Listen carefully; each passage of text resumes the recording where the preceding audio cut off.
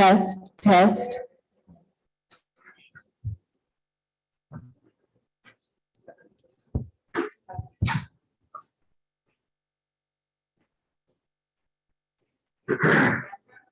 Test, test. Test, test.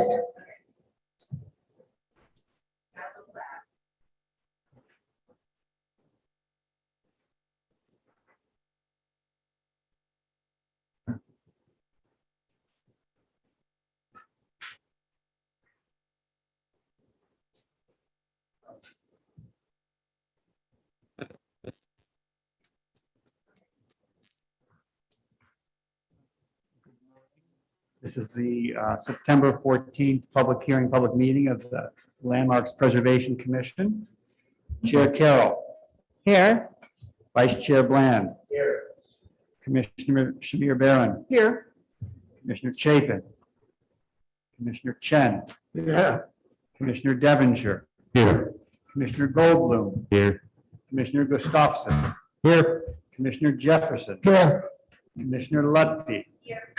Commissioner Holford Smith. All right, good morning and welcome to the September 14th public hearing and public meeting of the Landmarks Preservation Commission. We have a full agenda today with both a hearing on a proposed designated historic district and two proposed designated historic districts, and then a public meeting and public hearing for applications for proposed work on designated properties. And today is the first day that we are going to be running a hybrid hearing, and that means that while we are all here in person, all commissioners are in person, members of the public may participate remotely. And so we will have some people presenting and or testifying in person and some presenting and or testifying remotely. And we will, as we move through the process for the testimony, we will first have anyone present testify, and then we will move to the remote participants for each item. And so with that, I'm going to turn it over to Kate Lemos-McHale, our Director of Research, to begin our agenda on our proposed designations.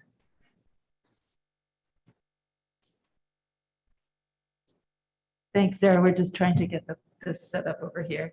But today we're starting with two research items for a public hearing. Item number 1 is LP 2655, Cambria Heights to 22nd Street Historic District in Queens, with the boundaries as described in the agenda and in this presentation.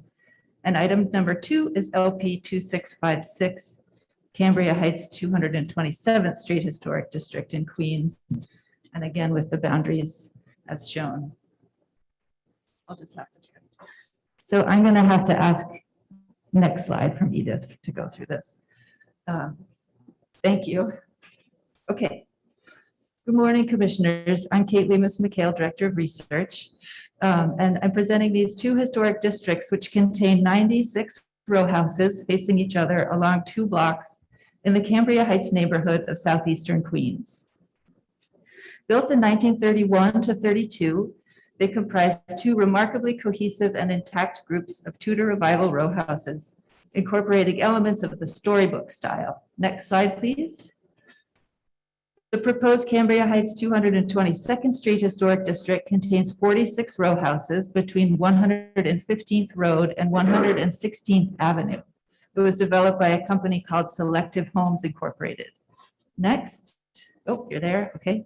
5 blocks away, the proposed Cambria Heights 227th Street Historic District contains 50 houses between 116th Avenue and Linden Boulevard. It was developed by the company St. Albans Lawns Incorporated, affiliated with the Queens developer Wallasoff Brothers. These 2 blocks were identified as part of a survey undertaken by the research department in 2019 to identify meritorious examples of Queens row house developments built between the 1920s and 30s, as residential development was spreading outward through the borough with the advent of the automobile. Both 222nd and 227th Streets stood out in this survey as very distinctive, both in comparison to other examples of the type this type of development throughout Queens and also within their neighborhood in general. The historic character of each block is largely intact with a clear and strong sense of place. Next, please. Focusing on these streets in Cambria Heights fits within LPC's equity framework. As we seek to increase designations in communities not well represented by landmarks and to tell the story of all New Yorkers. A predominantly African-American and Afro-Caribbean community, Cambria Heights has no designated landmarks and was in a large section of Eastern Queens with few landmarks or historic districts. The houses in the two proposed districts clearly stand out within their larger neighborhood for their architectural significance as particularly innovative and imaginative use of what we have defined as the storybook style and their highly intact historic character. The surrounding blocks do not share their distinctiveness, integrity, or a strong sense of place. Next, please. Located in southeastern Queens, the Cambria Heights neighborhood is generally bounded by Murdoch Avenue to the north, Springfield and Francis Lewis Boulevards on the west, 121st Avenue on the south, and the Queens-Nassau County border on the east. Into the 1890s, it was part of the old town of Jamaica. Located far from existing train lines between Queens Village and the small village of Springfield, this area remained rural well into the 20th century. Before it was known as Cambria Heights, the area was typically described as being part of St. Albans, Hollis, or Springfield. This 1918 map shows the area with the proposed street grid that was later abandoned. And the purple outlines show the approximate location of the two districts. Next slide, please. In 1924, the area surrounding the proposed districts remained farmland, so you can see that here. There was little desire to develop this area so far removed from railroads and other mass transit. Next slide, please. In this soon 1926 Sanborn map, thank you. The name Cambria Heights was in use by this time, although its origins remain unclear. And again, the purple outlines show the outlines of the districts. Next slide, please. As infrastructure investment shifted away from railroads and streetcars toward highways and other facilities for the automobile by the late 1920s, Robert Moses's extensive Long Island Parkway network was taking shape, including the Southern State Parkway, leading eastward from Cambria Heights. By 1930, a new parkway network was underway in Queens, including nearby Belt and Cross Island parkways. Despite the Depression, thousands of homes were under construction or nearing completion in southeastern Queens by that time. There is a reason for this remarkable growth, one developer stated in 1930. It is simply an expression on the part of the people of New York City that they still love trees and lawns and sunshine. Next slide, please. The architects of 222nd and 227th Streets combine the Tudor Revival style with what has come to be known in recent years as the storybook style. Primarily associated with freestanding houses, the Tudor Revival was adapted for row houses by the early 1910s in Queens and Brooklyn, including in the designated Chester Court Historic District seen here in the middle. The storybook style took root after the Tudor Revival during the 1920s, drawing upon medieval and arts and crafts traditions, as well as fantasy architecture. The storybook style may be seen as an expressive variant of the Tudor Revival or as a style on its own. Next slide, please. Originating in California in the 1920s, the storybook style merged medieval precedents with fairy tale illustrations and the aesthetics of Hollywood, the embodiment of glamour, fantasy, and romance. The fanciful adaptation of traditional Tudor elements, use of bright colors and exaggerated curving forms, and ornament with a playfully pasted-on appearance are all characteristic of the storybook style. On 227th Street, shown here, the vertically stretched entrance vestibules with flared eaves, half timbering, jerkin head roofs, quarreled windows, and stucco fields with randomly laid brick and stone accents are typical of this style. So too are the brightly colored slate shingles with ragged edges. Next slide, please.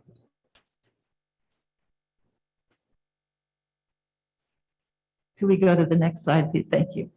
Storybook features of the 222nd Street houses include their Tudor arched window openings, brightly colored terracotta roofs, brick facades with stone accents, and whimsically decorated chimneys with patterned brick and stucco panels. The flat facades and pasted on quality of the gables give the street a stage set quality, consistent with the storybook style. Next slide, please. So do I have control now?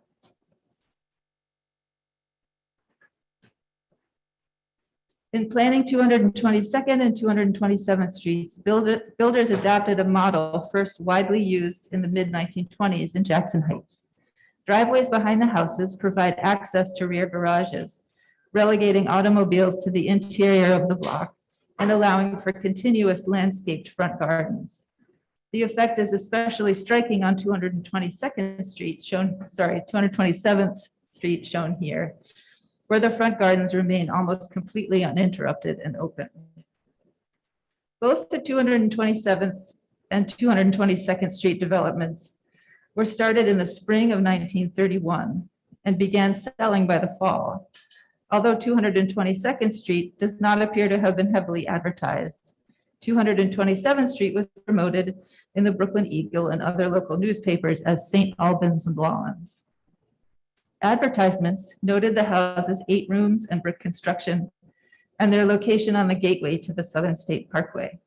The attractive pricing included a private garage and was in keeping with Wolosoff Brothers' intention that, quote, the salaried man earning $50 a week can buy a house with as little financial effort as would be involved in paying rent.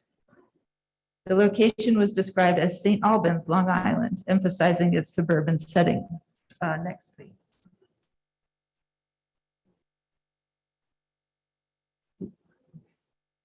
Initially, residents of both 222nd and 227th Streets were white middle-class families, with men employed as firefighters, police officers, train operators, mechanics, clerks, and milkmen, among other occupations. Black families began moving to Cambria Heights by the 1950s, often overcoming opposition, even overt hostility from some white residents and real estate brokers. By the 1980s, they were joined by immigrant families from Caribbean countries such as Jamaica, Haiti, Trinidad and Tobago, Guyana, and Barbados. Today, Cambria Heights remains one of several prosperous, predominantly Black residential communities in southeastern Queens. And we could go to the next, please. Although storybook row houses were built throughout Queens in the 1920s, the proposed historic districts stand out for their remarkable integrity and cohesiveness. Built by a single developer, Selective Homes, in 1931-2, both sides of the proposed Cambria Heights 222nd Street district share the same Tudor Revival storybook style.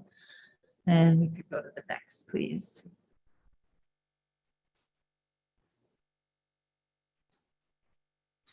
Both sides of the street are exceptionally well preserved. The vast majority of the 46 houses in the proposed Cambria Heights 222nd Street Historic District have high integrity, with many retaining their historic wood entrance doors and wood first-story windows with pastel-colored diamond panes, a signature storybook feature. Next, please.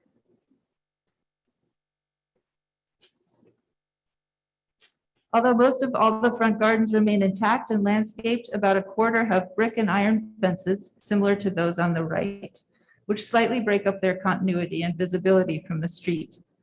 Even with these changes, this street stands out among Queens row houses of this era for its unusually whimsical design, especially visible in its brick and stucco chimneys, no two of which are alike. Next.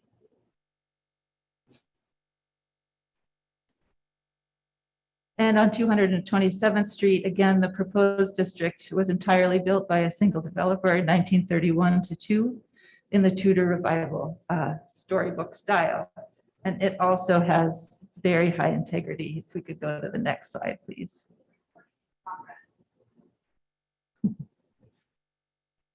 Oh, there we go. So here we see this again, very high integrity of those houses, with many retaining historic doors and sashes, and first-story wood windows with brightly colored diamond panes. Next slide, please. Both of the proposed districts were developed with row houses sharing common rear driveways. These alleyways are private, unmapped streets.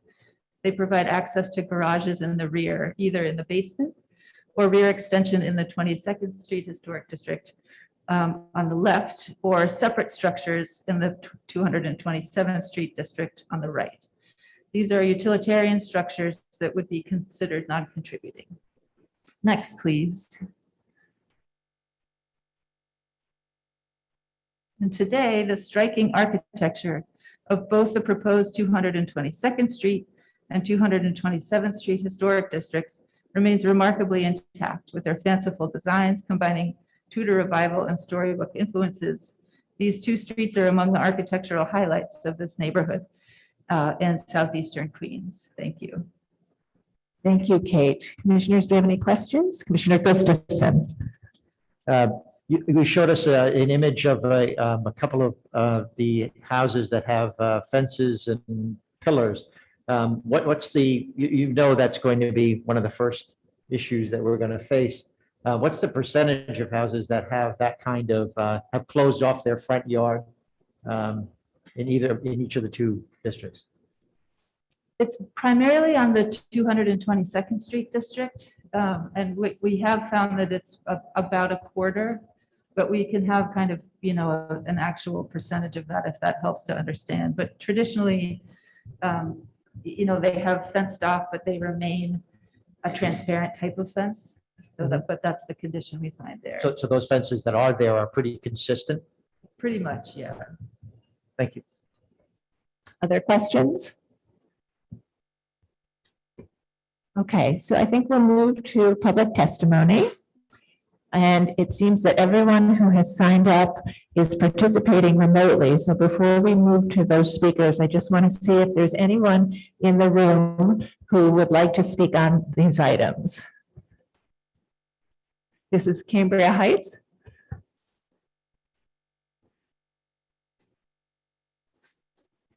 Okay.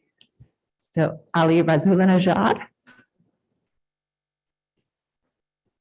Thank you, commissioners, for this hearing today. My name is Ali Rasulnajad. I'm speaking on behalf of Councilmember Idanique Miller, who is on the BQE right now. I read that he couldn't be here in time, so I'll read his testimony as is. Good morning. I am Councilmember Idanique Miller, representative of the 27th Council District in Southeast Queens, including the areas of the proposed Cambria Heights Historic Districts on 222nd Street, between 115th Road and 116th Avenue, and 227th Street between 116th Avenue and Linden Boulevard. Let me start by thanking the Commission and your staff for the advancement of these proposed designations and today's public hearing. 2 years ago, we began the process of working with Chair Carroll and her staff, requesting that the agency direct its resources to survey the neighborhoods of Southeast Queens. For all of our rich history and our status as perhaps the largest Black homeowning community in the city, outside of Asley Park, our community remains under-recognized and therefore unprotected, particularly compared with our neighbors throughout the boroughs. However, today we have an opportunity to begin to change that. As noted in the Commission's research, both 222nd Street and 227th Street are remarkably intact Tudor Revival row houses. Come and visit if you have not, and marvel at the incredible rhythm of these blocks. Meet the dedicated homeowners who labor for their well-manicured lawns and impeccably maintained facades. Learn and help us share the story of this community, our quality of life, and our struggle to achieve Black homeownership. How we have set root in Cambria Heights over the past 7 decades, survived through racism, redlining, and the foreclosure crisis. In Cambria Heights alone, we saw cross burnings, vandalism, and assaults, but we persevered to realize the dream of homeownership, build generational wealth for our families, and provide to them a decent quality of life. To date, our office representing the 27th Councilmanic District has received only supportive comments from the property owners within the boundaries we are discussing today. As such, I am happy to be able to join them in support of both of these proposed historic districts and urge you, commissioners, to vote in favor of the designation. And finally, I would be remiss if I did not take this opportunity to support the Commission's continued commitment to equity and urge you to keep pushing in this direction. The Southeast Queens communities of Jamaica, St. Albans, Hollis, and Queens Village, among others, have many significant stories to tell. The massive presence of PS 34 John Harvard on Springfield Boulevard, across the beautiful row houses of St. Albans, and everywhere in between, with hip-hop legends such as A Tribe Called Quest, LL Cool J, and FUBU's Damien John, all products of the community. Thank you again for your work in Southeast Queens and Cambria Heights, and for proposing these two historic district designations. I urge you to vote in favor of them both. Thank you. Is there anyone else in the room that would like to testify on these items? Okay, so I think seeing no hands, I will turn it over to Anthony Fabre, our Director of Intergovernmental and Community Affairs, to take us through the public testimony for those people who have signed up to participate remotely. Thank you. We do have, for this item, the first person that I will bring in is Andrea Goldwyn.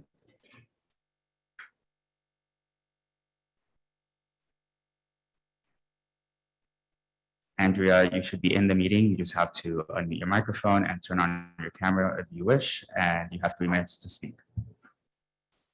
Great, thank you. Good morning, Chair Carroll and Commissioners. I'm Andrea Goldwyn, speaking on behalf of the New York Landmarks Conservancy. The Conservancy is pleased to join elected officials. Pause for a second.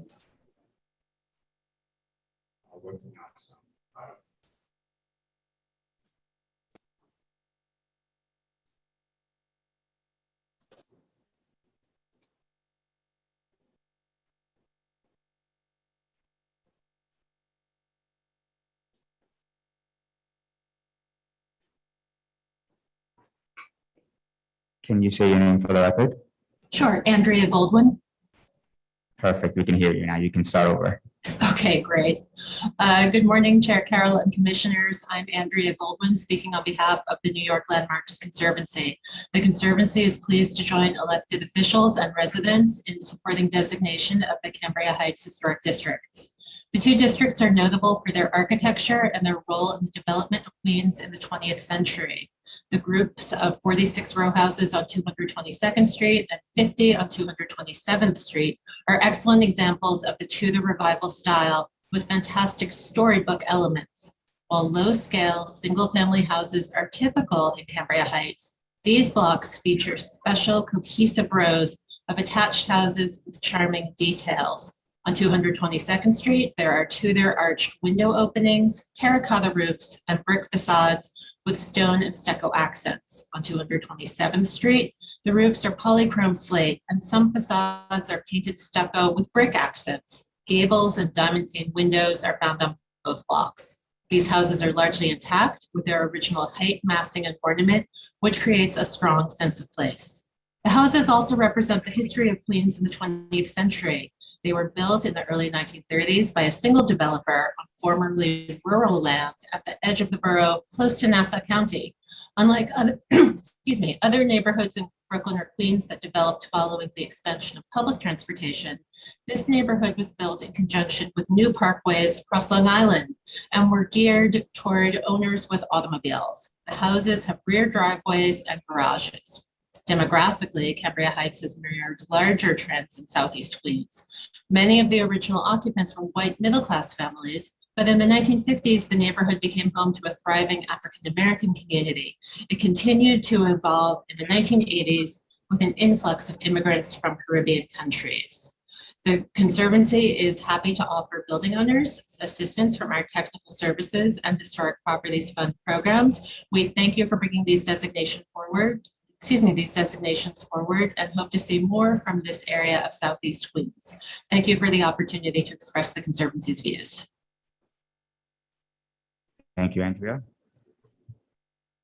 The next person that I'll bring in is Mr. Julian Florence.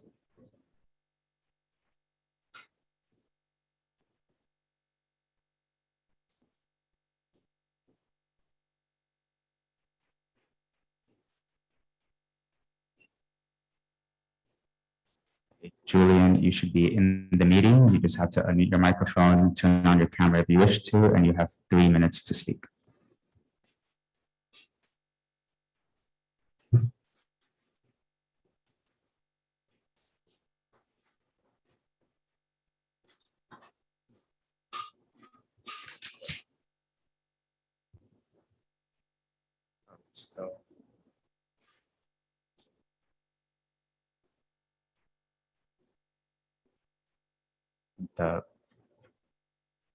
Julian, are you in the meeting?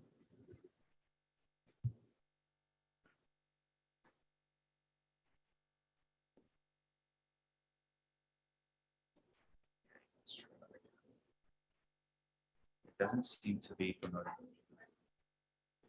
Julian, are you in the meeting?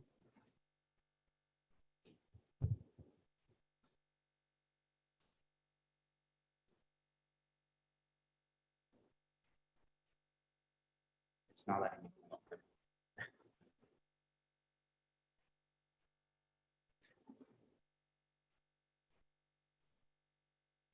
Should I allow you to speak instead? I was promoting. It's not letting me.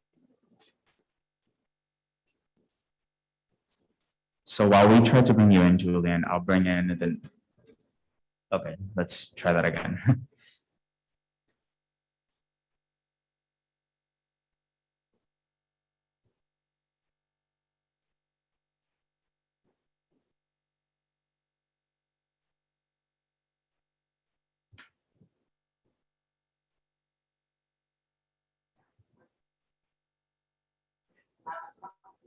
Okay, so I'll try to just allow you to speak and see if that works.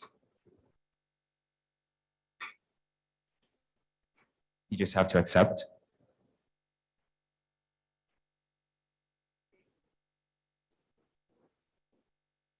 Mr. Julian Florent, you just have to. Yes, hello, good morning. Good morning, we can hear you. Good morning, everyone.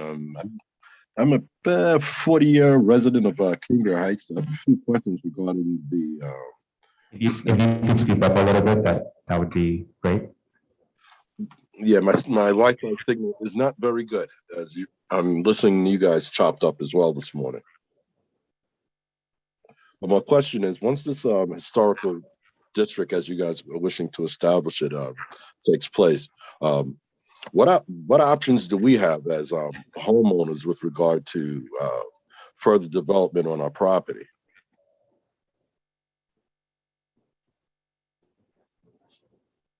Hello? Mr. Florent, we are happy to answer any questions you have. If you want to state them now during this period, that's fine, and we will have someone get back to you. We've been doing extensive outreach to property owners, and we certainly want to make sure that everyone has had their questions answered. So if you can state your questions now, that would be great. We will have somebody get back to you, and hopefully we can answer every question you have. Okay. Now, my question is, the homes that are existing now, some of them aren't in the historical condition that from the original builders. Are we going to be able to restore our homes to do we have to restore our homes back to the original architecture and structure? So when a district is designated, the buildings are designated as is, and property owners are not compelled to make any changes. It's only when property owners want to make a change that they then work with the Landmarks Commission to ensure that those changes are appropriate to the building.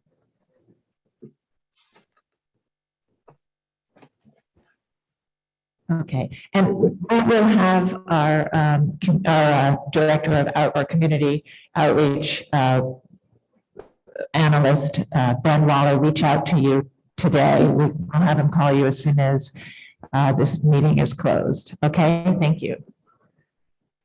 Oh, that was short. Okay.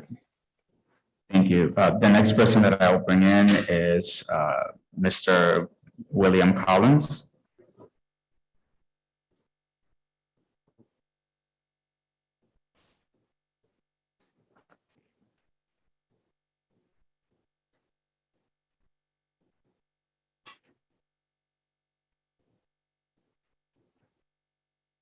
William, you should be in the meeting. You just have to unmute your microphone, turn on your camera if you wish to, and you have 3 minutes to speak. Okay, can you hear me now? So I can hear you. Okay, number one, I thank you for giving me the opportunity to make this presentation. Frankly, I oppose the actions you guys want to take, and here's why. First, the entire block was not made aware of this effort. If there was a meeting of the block prior to the June 24th Zoom meeting, it was not well publicized. By the time we heard about it, we believed that it was a fait accompli. Secondly, I don't wish to see decisions making with respect to the house that I worked so hard and spent a fortune maintaining and renovating to any government organization. The third, I understand that you will have to approve any changes to the front of the homes. Well, the stained glass windows are leaky and drafty. Many need to be changed. The shingles on the parapets are over 90 years old. They're beginning to wear. Just to restore the small parapet with original shingles costs over $19,000. And this estimate was gotten from George Parsons in Franklin Square, who does that kind of work. And I can't imagine what the larger roof frontage would cost because it's much larger than the parapet. You say you would give grants based on income. Well, this is a middle class, middle income, probably upper middle income community. Frankly, I doubt that many of us are qualified for grants.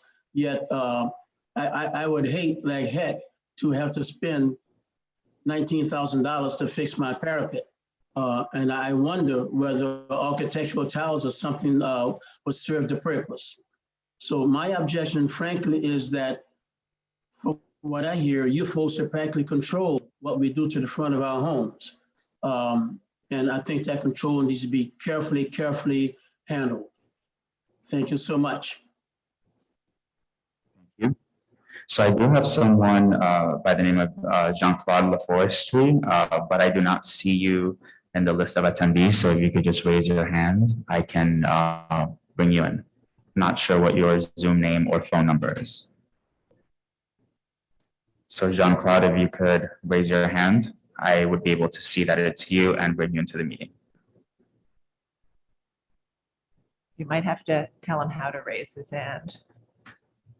So you should have a button on your Zoom that has a small hand. You should just click on that and we'll be able to see that you're raising your hand.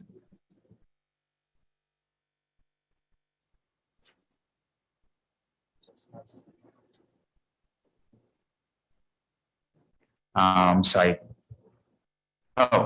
see you. So I'll bring in Jean-Claude Laforestry and Christine Laforestry.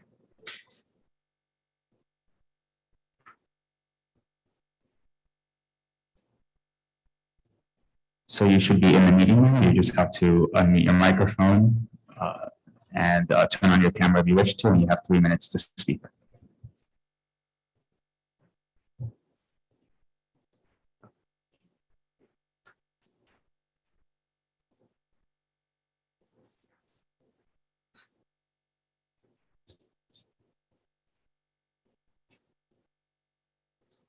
So Christine, I'm going to try to bring you in again.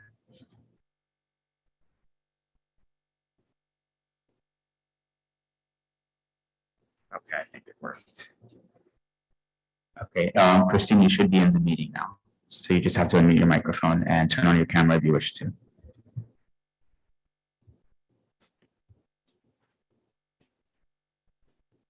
Jean-Claude, is that you? Oh, it's connecting.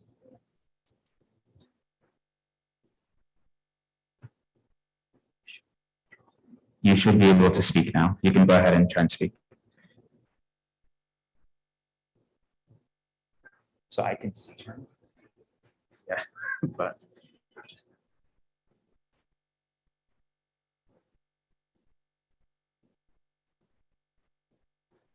So we can see you and we should be able to hear you. So you could just say your name for the record.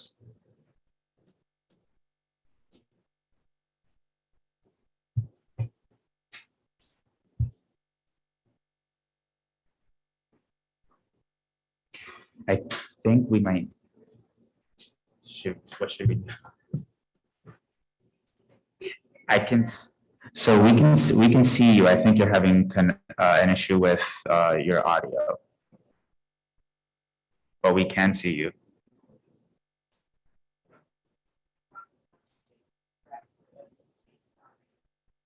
Okay. So should I, is, okay. So is there any, if anyone else wants to testify, please raise your hand and I can bring you into the meeting.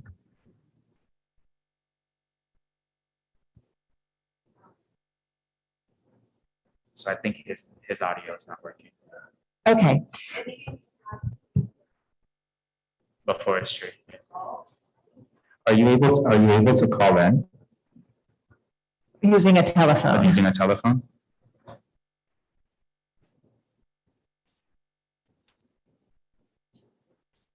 I don't have the number.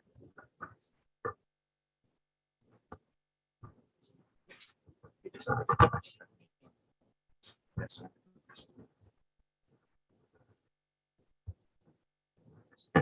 There's an issue with their audio. All right. Okay, yeah. Mr. LaForestry, if you would like to call in using your telephone, we will display a number that you can call. And short of that, I want to say to all of the speakers, thank you for participating today in our first meeting where we are trying to run this both in person and allow remote participation. And I appreciate your patience as we work through the logistics and the technology issues. And I do want to encourage you all to please send written letters as well. Those of you who did speak, we were able to hear you very clearly, but I think should you wish to send something in writing, we would happily accept it. And Mr. Florent, we will, as I said, Matt Wallen will get back to you right away. We have been doing extensive outreach, owner meetings and mailings, and we will continue to reach out to property owners and to ensure that we are answering everyone's questions before we bring this back for a vote. And so we will continue to accept letters and any comments before that date. Okay, I think we have. We do have one more person who's Okay, raised their hand. So I will bring in David Henry.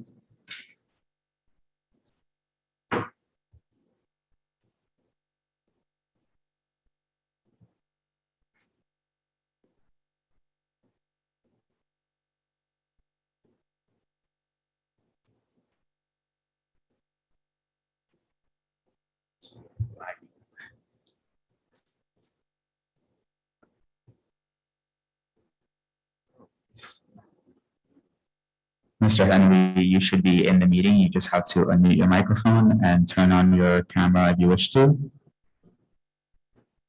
You can state your name for the record. Good morning. This is David Henry. I do live in the area here. And it's interesting, a number of things that we are hearing. Someone mentioned earlier in terms of the roofing and the stained glass windows and the doors. Sometimes it's almost impossible to find the kind of contractors that can supply these things. And these wrong doors, a door costs about $4,000 or $5,000. Are we supposed to maintain that door? Do you have a list of available resources where people can look into to get persons to work? Also, I suppose that things that are already done will be grandfathered in. I'm not asked to revert to what it was before. And in the event that some changes are needed, what is the process?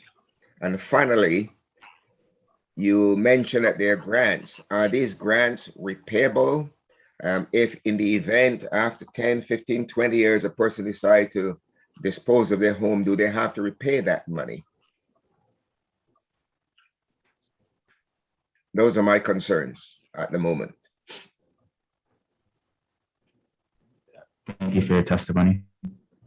Okay, thank you. Thank you. And again, I want to say that I want to thank everyone for participating. You know, just generally in response to some of the comments that we've heard about the process and costs and finding resources, I do want to say that again, that when historic districts are designated, they are designated as they are designated because their condition is so intact and architecturally or historically and culturally significant. So once a district is designated, the commission does not compel owners to make any changes. So if you replaced your windows prior to designation, we're not going to, after a designation, ask you to change those windows. However, if at some point you do want to replace windows or doors or roofs, you would come to us and we have a permit process where you would work with one-on-one with a staff person to find an appropriate solution to make the changes that you want to make. And in terms of funding, we, some of you have mentioned, we do have a small grant program. The New York Landmarks Conservancy, which spoke earlier, also has funding sources. So we would encourage you to reach out to them, and we will reach out to all of you and provide their contact information. And again, we are going to continue to reach out to all property owners and try to ensure that we're answering everyone's questions. And we welcome any more written testimony before we bring this back for a vote. And so we'll have a motion to close the hearing today, and we will schedule that vote in the near future. So Vice Chair Bland, would you make a motion to close the hearing? Commissioner Gustafson, would you second that motion? Second. All in favor, say aye. Aye. Any opposed? Okay, so the hearing is closed for today, but please know that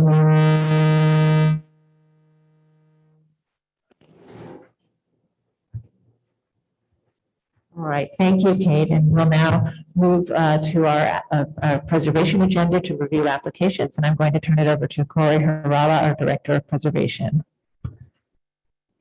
Okay, thank you, Sarah, and good morning, everyone.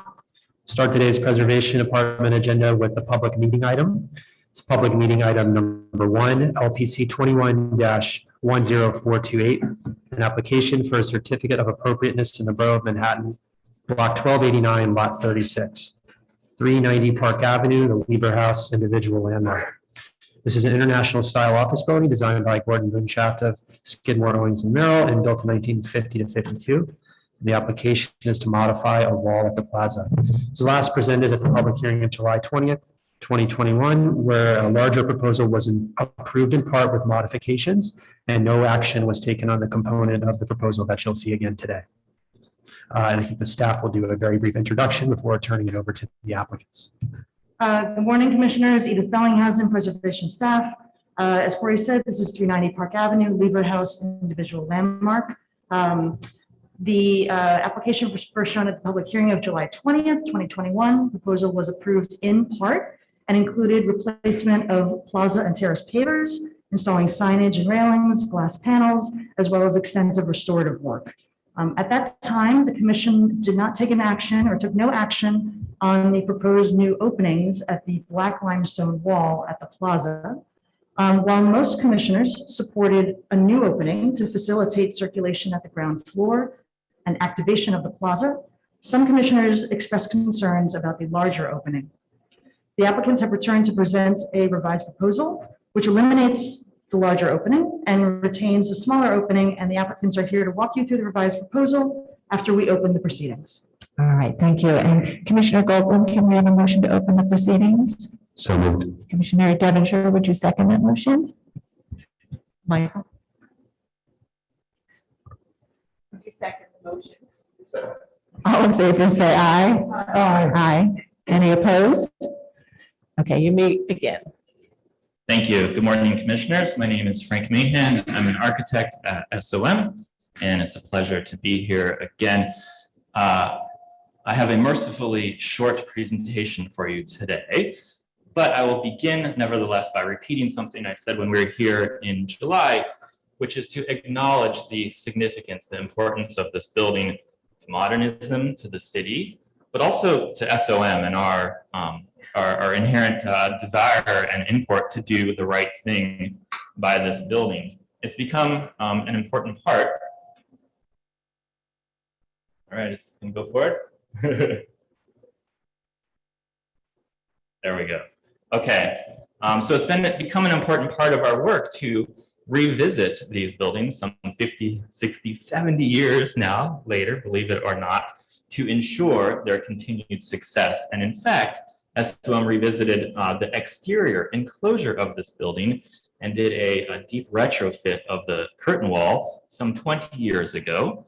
This is a recent photo and it's looking quite pristine, we think.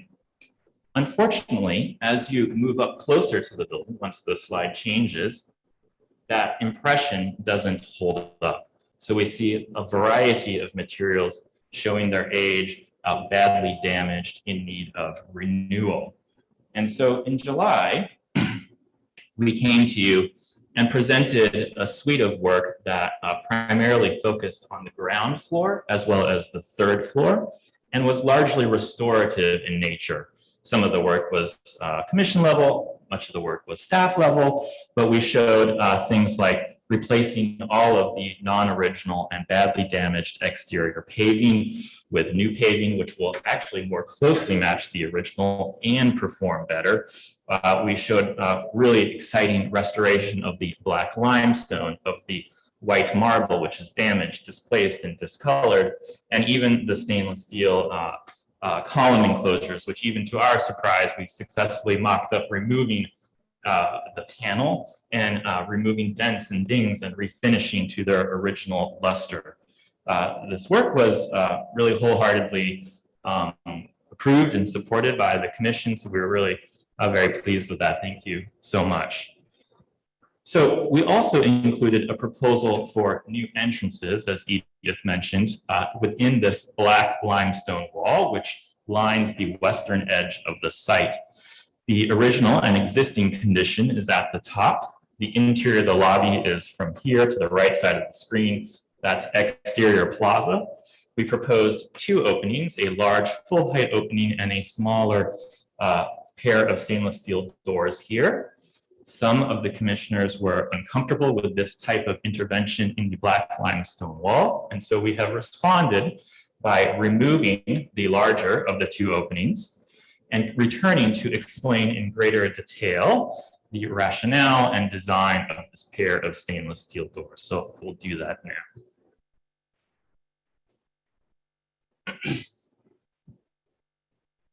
Okay. So original, existing, and proposed plans of the plaza. The lobby is here enclosed in glass, and this black limestone wall runs along the western edge of the site here. Originally, there was an auditorium gathering space behind it. It was always punctured by a series of openings of two types, a full height opening and a smaller pair of stainless steel doors, a kind of secondary service opening. That continues to be the case today, and our proposal is to add one additional opening using the same language, the same vocabulary as the pair of stainless steel doors. So we're doing that because the program behind that black limestone wall has changed. It was originally this display kitchen. Look how wonderful our Lever Brothers kitchen products work, and an auditorium, a meeting space beyond that. Today, it is a restaurant. And in fact, in 2002, the commission approved a new entrance in the south-facing 53rd Street component of this black limestone wall in order to enable that adaptive reuse of this particular space. The commission at that time noted the importance of that new entrance aligning with the existing panel joints of that limestone wall. Now, over the intervening years, the restaurant program has continued to evolve. And now there is this exterior dining, this exterior terrace, which we think is quite lovely. It activates this public plaza in a really wonderful way, and we want to ensure that continues to be the case.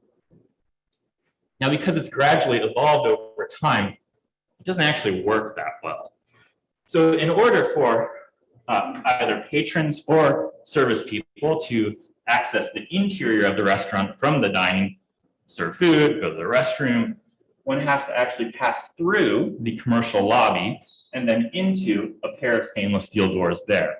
And in order to segregate those two distinct populations, this kind of ad hoc screen has been invented, which looks a bit like an additional 2 stainless steel clad revolving doors. So behind that screen, if you were to remove that, is that pair of stainless steel doors. So we think this detracts from the integrity and aesthetic, obviously, of the landmark. And our proposal, therefore, is to rectify that situation by inserting this new pair of stainless steel doors. You can see it right there, designed to match the detailing and aesthetics of the original and existing pair of stainless steel doors.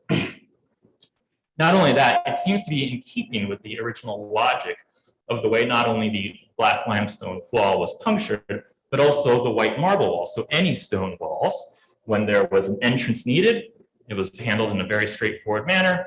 Stainless steel door or a pair of stainless steel doors were inserted. Very straightforward originally, continues to be the case today. And that will be the case in our proposal. Again, a bit closer view, detailed in the same manner, same reveals, same dimensions, same materials. Additionally, we've looked into how this will actually be executed in quite a bit of detail. We are confident that because we have access to the rear of this wall, we will able to be successfully be able to remove this stone panel, one panel, safely do it without having to remove the adjacent panels. We'll be able to store that panel so that this could be reversible in the future if that entrance is no longer needed. And in fact, there's the existing quarry, the original quarry, is still in operation in the terrible case that some kind of unforeseen damage to the surrounding panels were to occur. So that's a lot of focus on the detail. Let's see what this looks like from a larger perspective. We're standing adjacent to that wall, looking north in this view along the black limestone wall. And the proposed condition would include the pair of stainless steel doors at the far end once the slide changes. There we go. So right there.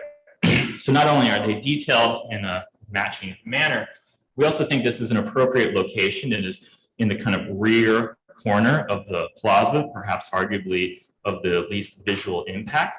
And it is adjacent to the other pair of stainless steel doors, to the metal mullions of the storefront, to the metal revolver. So there's already a kind of visual activity in this zone. It's not, let's say, out in the middle of the black limestone wall or somewhere else.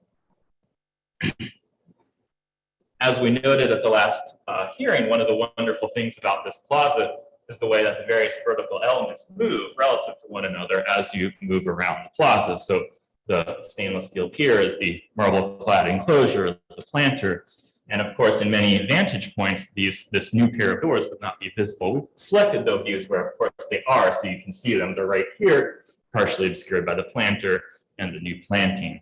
As we move further north along the plaza and look back towards the wall due west, centered underneath the central oculus of the plaza, you also get a glimpse of them there at the corner, again, partially obscured by those foreground elements. So forgive the quick presentation, please, but we'd be happy to answer any questions you might have. Thank you, Frank. Commissioners, do we have any questions?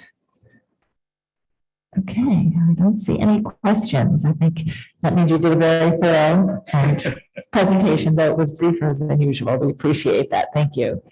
Okay, so I think that we'll go ahead and begin our discussion. And I want to first, as Frank did, I want to sort of remind us that the last time we saw this in July, it was for a very comprehensive package that was largely restorative with some modifications to materials and fencing. And I think that we really appreciate the care that has been taken and the work that's going to happen here, and think that it's really very respectful and thoughtful and going to serve this individual landmark well.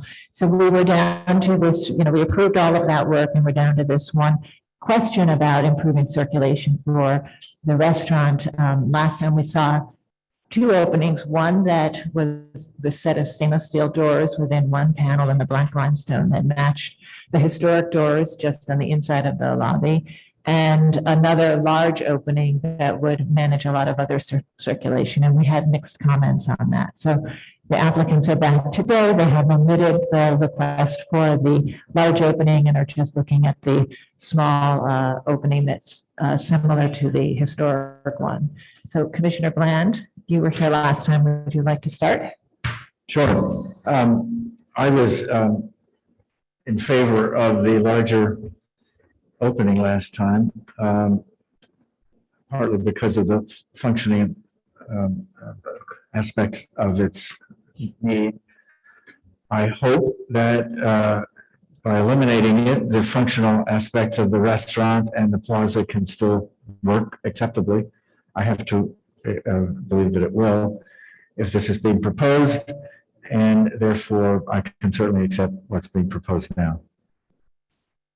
Okay, thank you. Commissioner Lutfi. I think this is a really well done modification. I agree that removing the large opening actually works in terms of the consistency of the facade. The stainless steel door relates well to the original door. There's no question that programmatically, in terms of the where the new door is being placed, that is going to be very, very important. As you said, in terms of the evolution of how this restaurant is functioning, especially today, where outdoor dining is so important, and it's going to become even more important. So why not allow this wonderful restaurant to be able to accommodate this? And it's wonderful that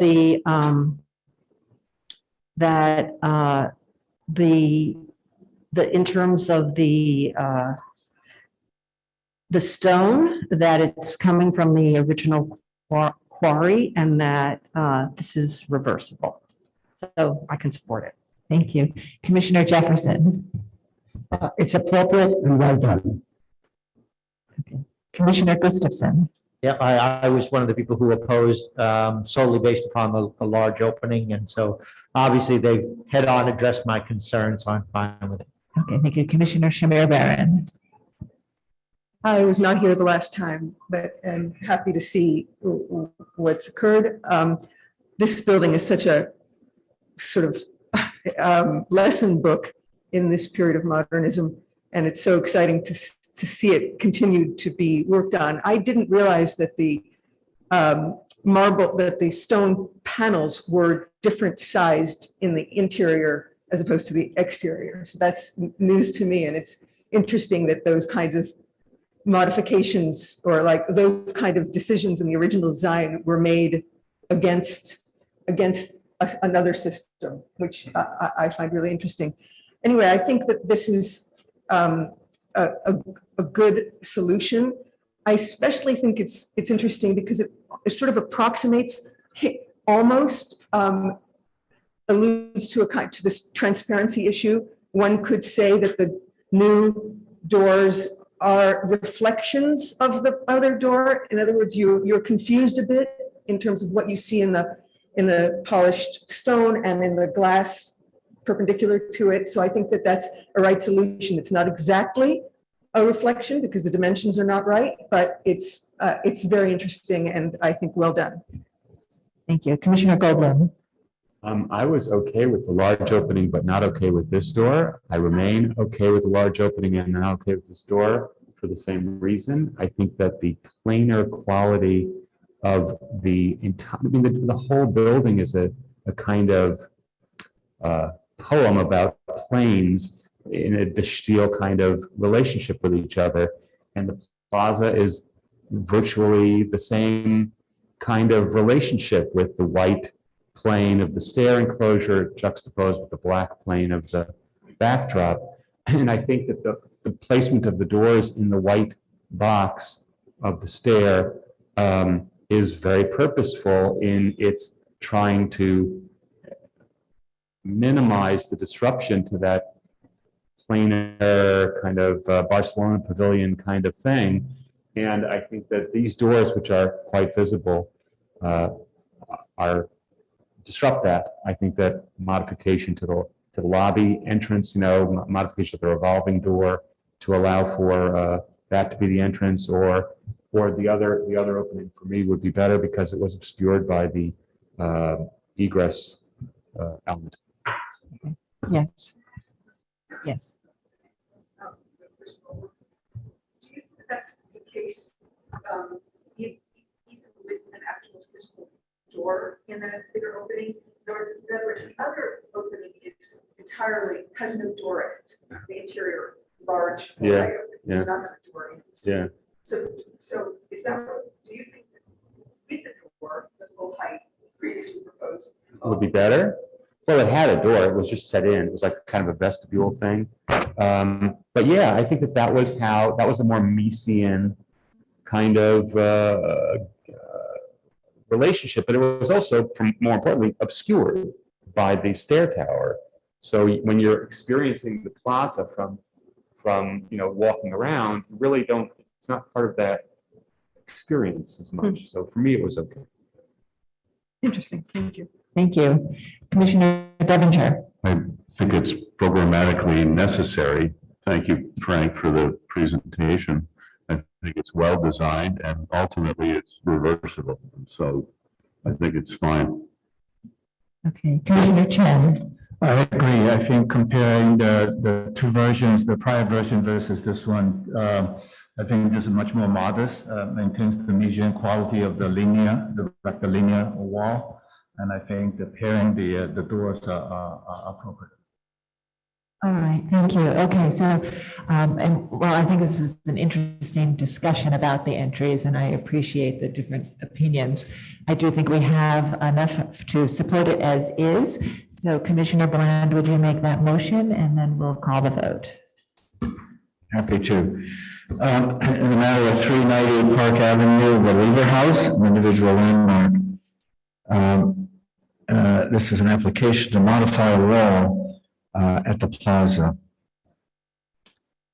I recommend approval, noting that the removal of a section of the northern end of the black limestone wall within the underside of the podium at the ground floor will be largely obscured by columns and a stair enclosure as seen from the street, and is located away from the open air void in the podium above the courtyard, and therefore the creation of this opening will not detract from the overall design and experience of those spaces within the complex, and will allow for the adaptation and activation of the space for outdoor dining as it connects to the restaurant within. That the scale of the opening and the treatment of the wall at the returns and head will be consistent with a similar historic opening at the black limestone wall within the lobby. That the proposed opening will be carefully created by removing the cladding at existing joint lines and is reversible. And the book-matched black limestone will be stored on site for possible future reuse. That the new punched opening will feature paired stainless doors that will match the existing historic interior doors in terms of materials, details, and finish, and that the proposed work will not detract from the special architectural and historic character of this individual landmark. Thank you. And Commissioner Jefferson, would you second that motion? I second the motion. Thank you. And Mark, will you call the vote?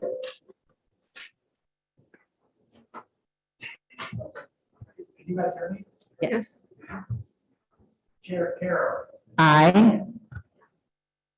Commissioner Bland. Aye. Commissioner Perry. Aye. Commissioner Chen. Aye. Commissioner Devonshire. Aye. Commissioner Goldberg. No. Commissioner Gustafson. Aye. Commissioner Jefferson. Aye. Commissioner Lutfi. Aye. With 9 in favor and 1 opposed, the motion passes. Thank you. That's approved. Thank you very much. And we're now going to move to our public hearing agenda. Okay, so the first public hearing item is item number 1, LPC 21-09973, application for a certificate of appropriateness in the Borough of Brooklyn, Block 951, Lot 4, 187 6th Avenue in the Park Slope Historic District. This is a late Italianate style row house designed by George White and built in 1874. And the application is to modify window openings at the rear facade. I believe the presenter today is remote, so we will bring her in and begin after we do that.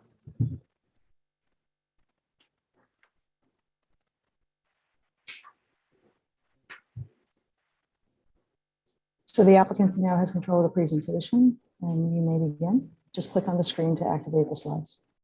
Okay. Good morning. My name is Elizabeth Mallets from Mallets Design. And so I'll go through this presentation. The first slide shows the front facade.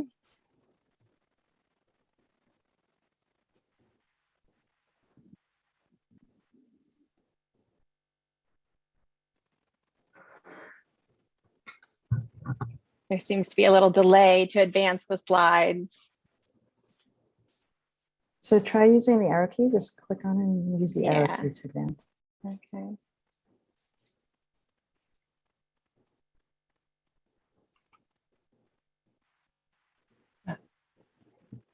If you just say next slide, I can advance the slides for you. Okay, thank you. Next slide, please.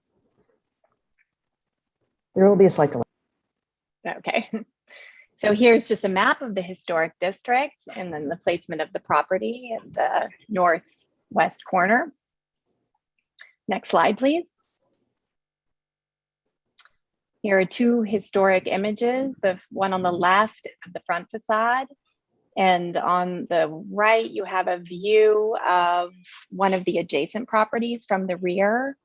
The front of the property is on 6th Avenue, and then the rear facade is obliquely visible from Berkeley Place. And so this is giving you sort of, it's not showing our property, but there's, you know, a view of some similar rear facades. Next slide, please. So these are the existing plans, and the area that we're discussing today is at the rear facade. On the first floor, there are two existing 9-foot high windows, which we would like to remove. There's also an existing, a very small window and a mechanical vent, which we'll be removing. And then if you go to the next slide, we'd like to replace that with a 3-panel sliding glass door that would basically occupy the former window openings, the tall windows, and then the wall, the space in the wall in between would be removed. And then we'll patch the masonry around that small window and the mechanical vents in the kitchen. Next slide, please. So here's an elevation view and then a shot of the rear facade. So you'll see the two existing tall windows and then the mechanical vent and the small window. And so what we will do is remove the two windows and the masonry wall with a new lintel, and then the 3-panel glass sliding door. Next slide, please.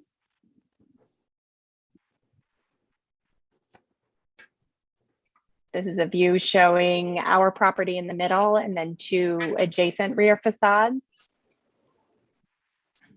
Next slide, please. And here's a drawing showing the same thing. Next slide, please. So here are some product images of the sliding glass door system that we'd like to use. The finish will be black. All of the windows will be replaced, and the upper part of the facade will have a 2/2 double hung, you know, to match the historic window type. Next slide, please. This is just a little diagram showing the visibility. Next slide, please. Here's a proposed section of the new opening and there will eventually be a rear deck there as well. Next slide, please. So here's a map showing the area on Berkeley Place from which you can see the rear facade. Next slide, please. And so there's a couple photographs here just showing what that view looks like.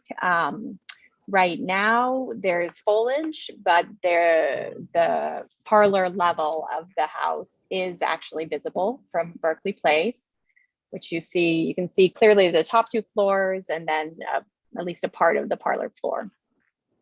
Next slide, please.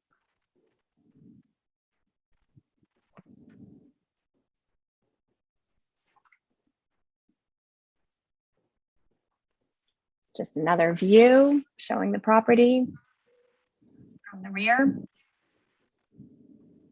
Next slide, please.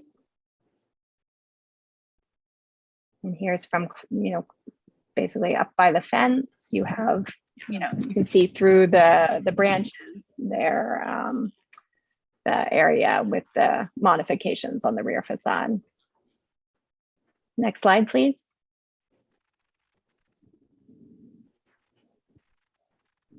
This is just a final view from a slightly greater distance.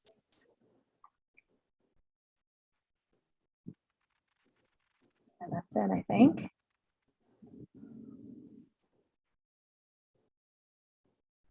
All right, thank you. Commissioners, do we have any questions for the applicant? Yes, Commissioner Devonshire. Are we reviewing only the enlargement? We're only reviewing the enlargement and the deck, I believe, right, Corey? Because the deck is much lower, you'd only really see a portion of the railing. That's going to be reviewed at staff level. So it's the combined opening and the infill within it. I only ask because the 2/2s by the 1870s in Park Slope, windows were 1/1. So putting a 2/2 on this building is kind of a false history that's being presented. Yeah, I'm not sure if that portion of the application has been approved yet, but we can take note of that and look into it. All right, so we're looking at that one single opening largely because of that partial visibility. All right, any other questions? Yes, Commissioner Jefferson. I have a question of the, I think it's page 11. Is the back, is it only a back open? Is that the idea that they're making under the platform an open room? If they go to the image. Edith, can you go to page 11, slide 11? That image, that one. Are they making a room below? They're still opening it up? It's an open room and. No, it's a closed room? Okay, Ms. Mallitz, please go ahead. Yeah, there is an existing house extension at the rear of the house that was never filed, does not appear on any records. We'll be removing that house extension and we'll just retain the foundation under the house extension as a sort of patio. There's about a 36-inch grade differential between the floor, or sort of the future patio, and then the rear garden. And so that's what you're seeing in this section, in the area under the deck. So that space is open, right? Yes, it's open. Before Yes. it was closed. Before it was closed. Correct. Okay. All right, thank you. Any other questions?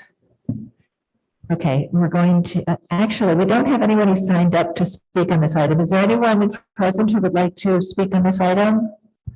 Okay, we don't have any testimony, and let me just see if the community board weighed in on this.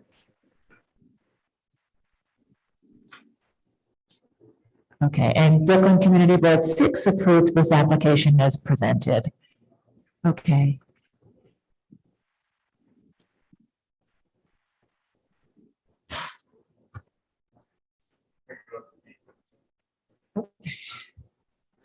All right, commissioners, do we have any final questions? Okay, let's have a motion. Commissioner Shamir Brown, would you make a motion to close the hearing? And Commissioner Gustafson, would you second that motion? Second. All in favor, say aye. Aye. Aye. Any opposed? Okay, so this hearing is closed and we'll begin our discussion. And again, it's just the combining of the window openings at the parlor floor, which are partially visible. Commissioner Devonshire, would you like to start this one? Sure, I think it's appropriate. It's visible only obliquely from pretty far away, so. Okay, thank you. Commissioner Chen, I agree. Commissioner Bland. Appropriate. Okay. I agree, it's appropriate. Okay. Commissioner Jefferson. Appropriate. Commissioner Gustafson. Agreed, appropriate. Commissioner Shamir Baran. Appropriate. And Commissioner Goldblum. Agreed. Okay. And I agree as well. I think it's not removing any significant features and it's obliquely visible and partially obscured and won't detract from any significant features of this building or the district. So we'll go ahead and read the motion. Commissioner Devonshire, would you make the motion? Sure. In the matter of 187 6th Avenue in the Park Slope Historic District, an application to modify window openings at the rear facade, I recommend approval, finding that the proposed work will not eliminate or damage any significant architectural features, that the modified opening will retain wide brick piers at both sides and will feature a stone lintel, and the tripartite vertical divisions will break down the scale of the enlarged opening, thereby maintaining the residential character of the facade. That the modified opening will only be visible from a limited view corridor at an oblique angle and will be seen in conjunction with existing fencing and a rear yard addition, and therefore will not diminish the relationship of the rear facade and others in the row. And will not detract from the special architectural or historic character of the building or the historic district. Thank you. Commissioner Chen, would you second that motion? And Mark, will you call the vote? Chair Carroll. Aye. Commissioner Bland. Aye. Commissioner Shamir Baran. Aye. Commissioner Chen. Aye. Commissioner Devonshire. Aye. Commissioner Goldblum. Aye. Commissioner Gustafson. Aye. Commissioner Jefferson. Aye. Commissioner Lefty. Aye. 9 in favor and none opposed. The motion passes. So that's approved. Thank you, Ms. Mallett. And we'll now move to the next item. Next item is hearing item number 2, LPC 22-01019. Application for a certificate of appropriateness in the Borough of Manhattan, Block 1280, Lot 1, 89 East 42nd Street, AKA 71 to 105 East 42nd Street, Grand Central Terminal, individual and interior landmark. This is a French Beaux-Arts style railroad terminal designed by Reed and Stem and Warren and Wetmore and built 1903 to 13. The application is to replace sidewalk paving and install bollards at the viaduct. When the applicants do begin, this will also be a virtual presentation, but before that, Mark Silverman, General Counsel, will make some remarks. Good morning, Commissioners. I just wanted to put some context in this application. As you may recall, earlier this year, you reviewed 2 applications for advisory reports concerning Grand Central Terminal. One concerned a request under the zoning resolution for a report on the relationship of a proposed new building adjacent to the terminal itself. This work included a pedestrian plaza at the 2nd story adjacent to the Grand Central Terminal viaduct. The second application concerned work on the interior landmark. That review was also advisory due to the MTA's override authority for transportation related work. It was brought to our attention that there was sidewalk replacement work proposed at the viaduct level on the terminal site that was not transportation related. It was determined after speaking with various people it was not transportation related and was subject to our review. This sidewalk work is being brought back for your review today. All right, thank you, Mark. And I'll also just note for the record that Vice Chair Command is recused on this item. All right, and the applicants may begin. Thank you, Commissioners. Next slide, please. So as you might remember, the Can you just start by stating your name for the record? Sorry. Hi, I'm Rami Abu Khalil with SOM.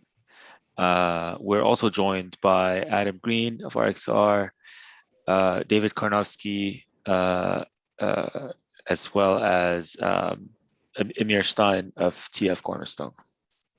And so they'll be available to take any questions that might come up as well.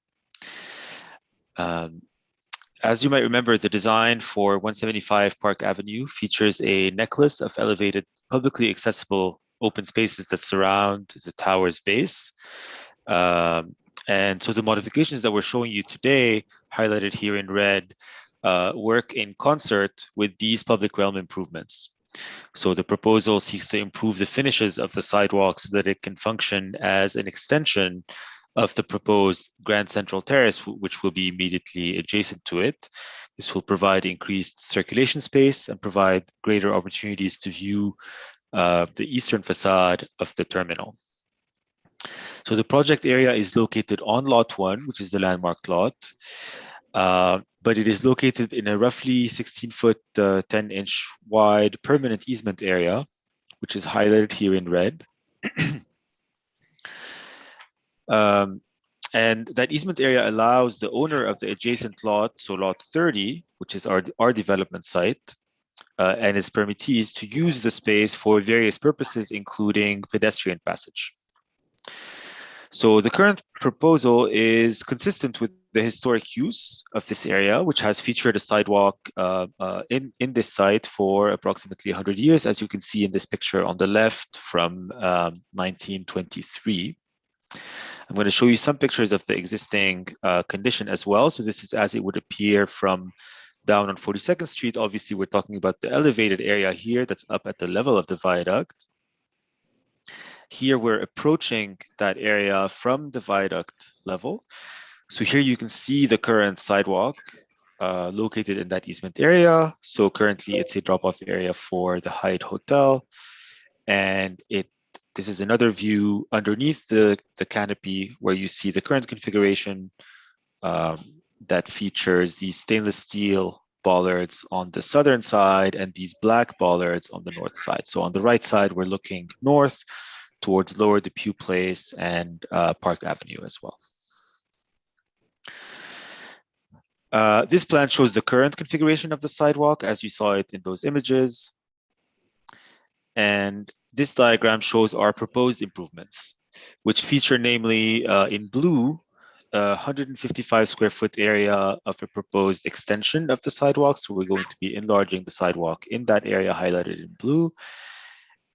In pink is the area of the proposed paving improvements. So we're going to be improving the paving itself, and we'll discuss that in a bit. The boundary between the two lots will be delineated by a movement joint. The bollards will be replaced, and the historical handrails and the parapets that exist on the site will remain unaffected. We're aiming to use the same paving materials on both the Grand Central Terrace and on this portion of the sidewalk in order to make sure that they read very continuously with one another and very harmoniously with one another. And the goal is that the paving materials will harmonize with the terminal facade's color range. And so we're looking at primarily stone materials, so limestone and granite, but also possibly a material with a similar appearance to those, something like precast concrete pavers. Safety bollards will also be used, and they will be similar to the bollards that currently line the terminal along 42nd Street. Yeah, here we go. Along 42nd Street, so they'll have a finish of dark patinated bronze, as you see here on the left, and they'll have a much more similar form to the bollards that you would find elsewhere around the terminal. Oops, sorry. And here you see a view of the project area from the Grand Central Terrace. Sorry, there's a little bit of a delay. Right, so here you see a view of the project area from the Grand Central Terrace. We're looking at the eastern facade of the Grand Central Terminal, which will finally be revealed. And you're seeing the portion of the sidewalk that we're proposing to improve here on the left. Thank you. Thank you very much. Commissioners, do we have any questions? Okay, not seeing any questions at this time. We'll move to public testimony. And again, we will start with anyone present who has signed up in advance, and then we'll see if there's anyone who is participating remotely. So in terms of people who have signed up, we'll start with John Graham.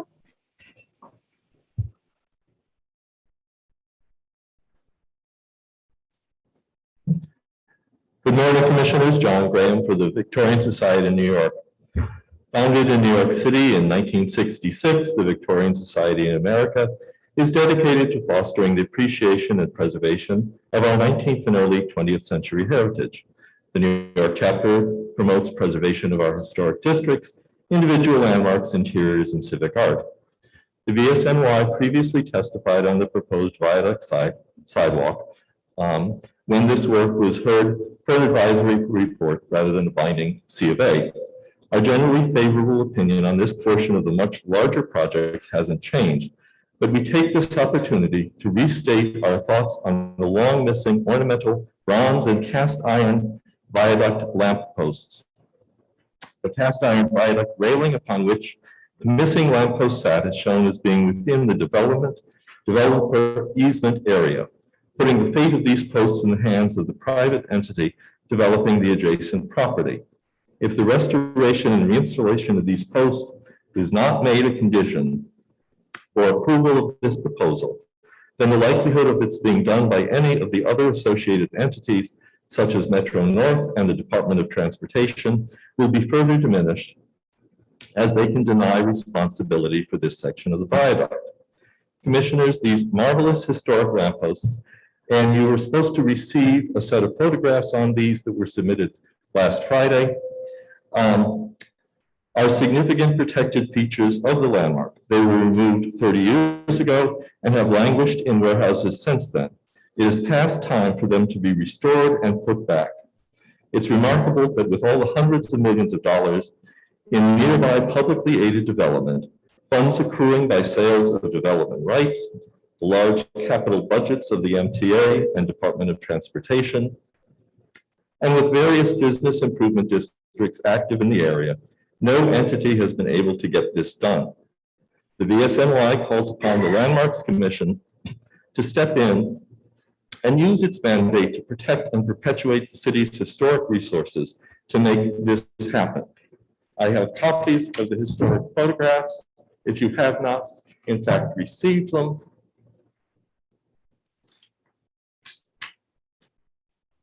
showing them in storage and light path for it. Thank you, Commissioners. All right. And I do want you to know that those were all distributed to the commissioners already. Next, we have Paul Kemper.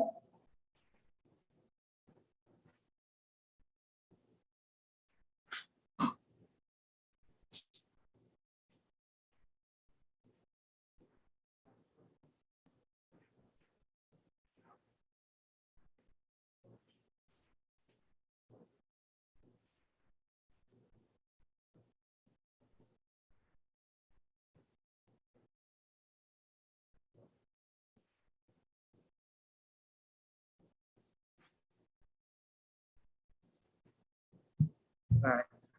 Good morning, Commissioners. My name is Paul Camphor from LPC, and I'm speaking on behalf of Christabel Goff in opposition to the application. Oh, sorry. Should I start over? Okay. Good morning, Commissioners. My name is Paul Camphor from LPC. I'm speaking on behalf of Christabel Goff in opposition to this application. We submitted our letter and comments yesterday, but I just handed copies to Mr. Silverman for the Commissioners and Council's review. I'm not going to go through every point. I'm going to address 2 or maybe 3 points, time permitting.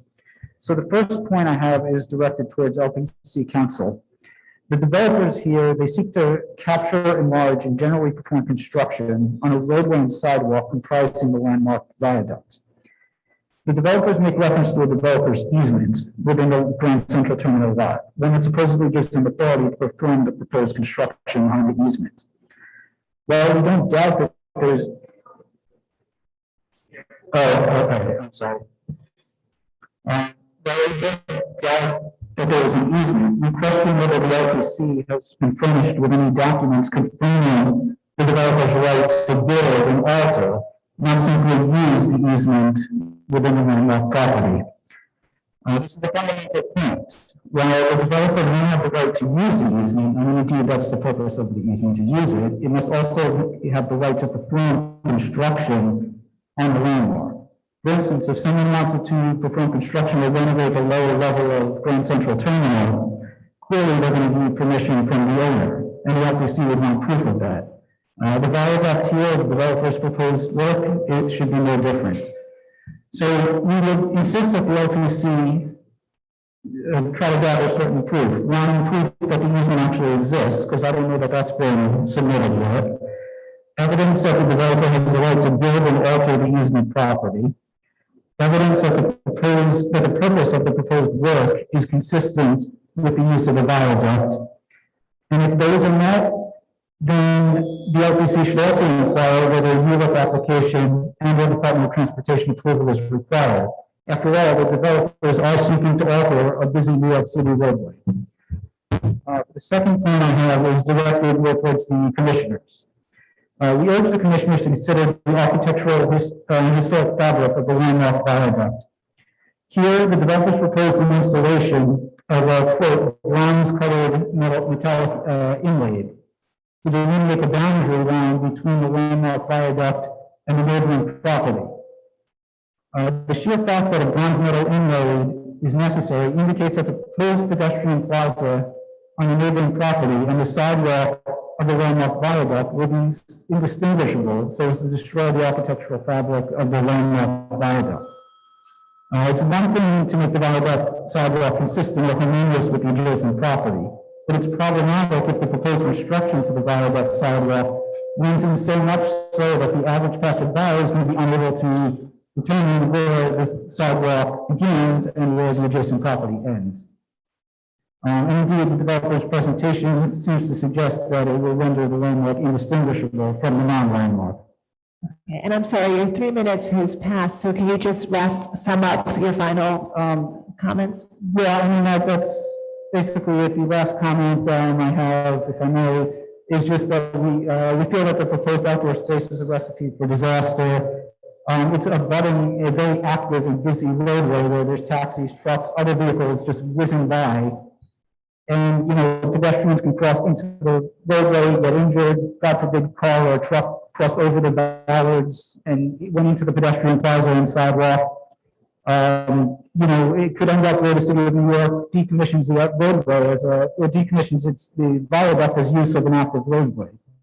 And that would defeat the purpose of the viaduct, which would allow for circulation around Grand Central Terminal. Okay, thank you very much. Thank you. And so that's it for the people who have signed up in advance. And then we have I know, those are the people who signed up in advance. Now we have Theodore Grunwald.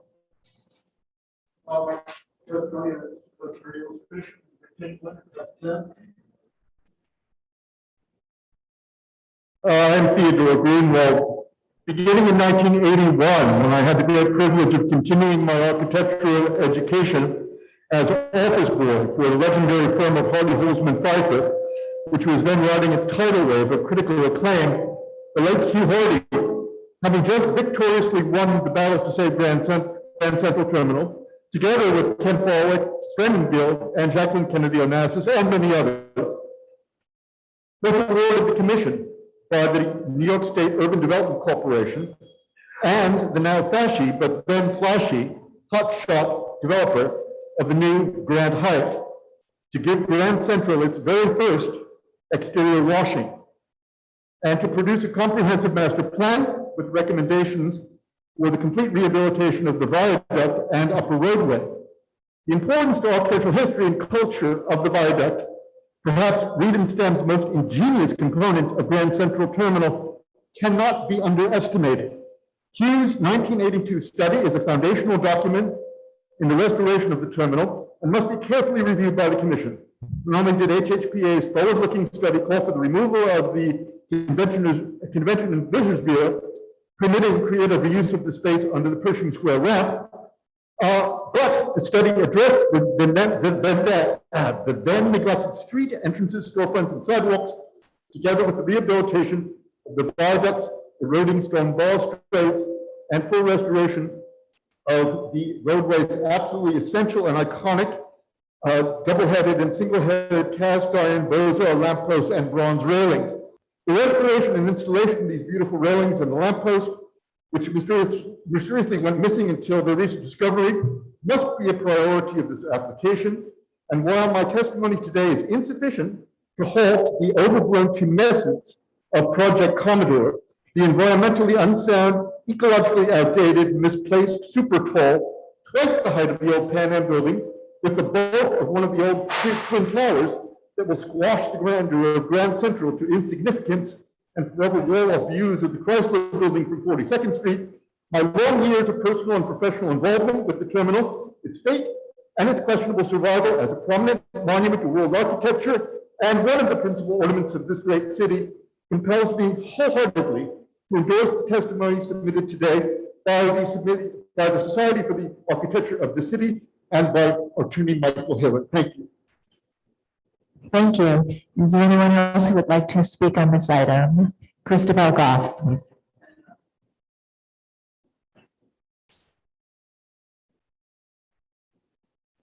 Christabel Goff for the Society for the Architecture of the City. We appreciate that this modification of the viaduct is being heard as a certificate of appropriateness item. Previous use of a non-binding report gave rise to litigation. We believe that government relies or should rely on a system of checks and balances, and that Landmarks Commission administrative policy should be neutral and unbiased in matters of economic development. Private real estate investment projects should not receive the same type of review as improvements in public facilities undertaken by the government for the public benefit. When New York's landmarks law was made possible by the 1954 decision in Burnham versus Parker, Justice Douglas wrote, "It is within the power of the legislature to determine that the city shall be beautiful." Subsequent enabling legislation and our local landmarks law resulted from that insight. Grand Central Terminal and its viaduct are an ornament to the city. But beyond that, Grand Central is ground zero for Penn Central and the Supreme Court determination that landmark designation is not a taking. It is emblematic of that power of our landmarks law. That power is for us to exercise. The gigantic architectural oddity planned to abut the terminal would not overlap or generate a redesign that is not a restoration of the landmark viaduct. The area in question is relatively small in terms of square footage, but rich in significance for future legal interpretation. In review at the state level, the blurring of the footprint of the landmark was a concern, even though the proposed solution was perhaps ineffectual. As your materials state, at the State Office of Historic Preservation's direction, the boundary between the two lots will be delineated through the use of a movement joint defined by a bronze-colored metal inlaid. This absurd gesture is at best insufficient, as is the frugal choice of a strip of bronze-colored material stuffed into a joint in the pavement. Restoration and the return of the original lanterns should be the goal. Thank you. Thank you very much. Is there anyone else who would like to speak? All right, and we don't have anyone signed up to speak remotely as well either. So anyone who is participating remotely, if you are interested in speaking on this item, please raise your virtual hand. There's a button at the bottom of your screen. We can just confirm that there are no people waiting to speak. Okay, so we don't have any hands raised in the room or virtually, so that concludes the testimony. And so now I'll turn back to the applicants and ask if you would like to address those comments. I will say that we will be speaking to the MTA and looking into the missing lamp posts on the viaduct. But to the extent that you can address the comments on the aspects of the proposal, the replacing of the sidewalk paving and the treatment, the bronze inlay treatment and the extension and the bollards, please go ahead.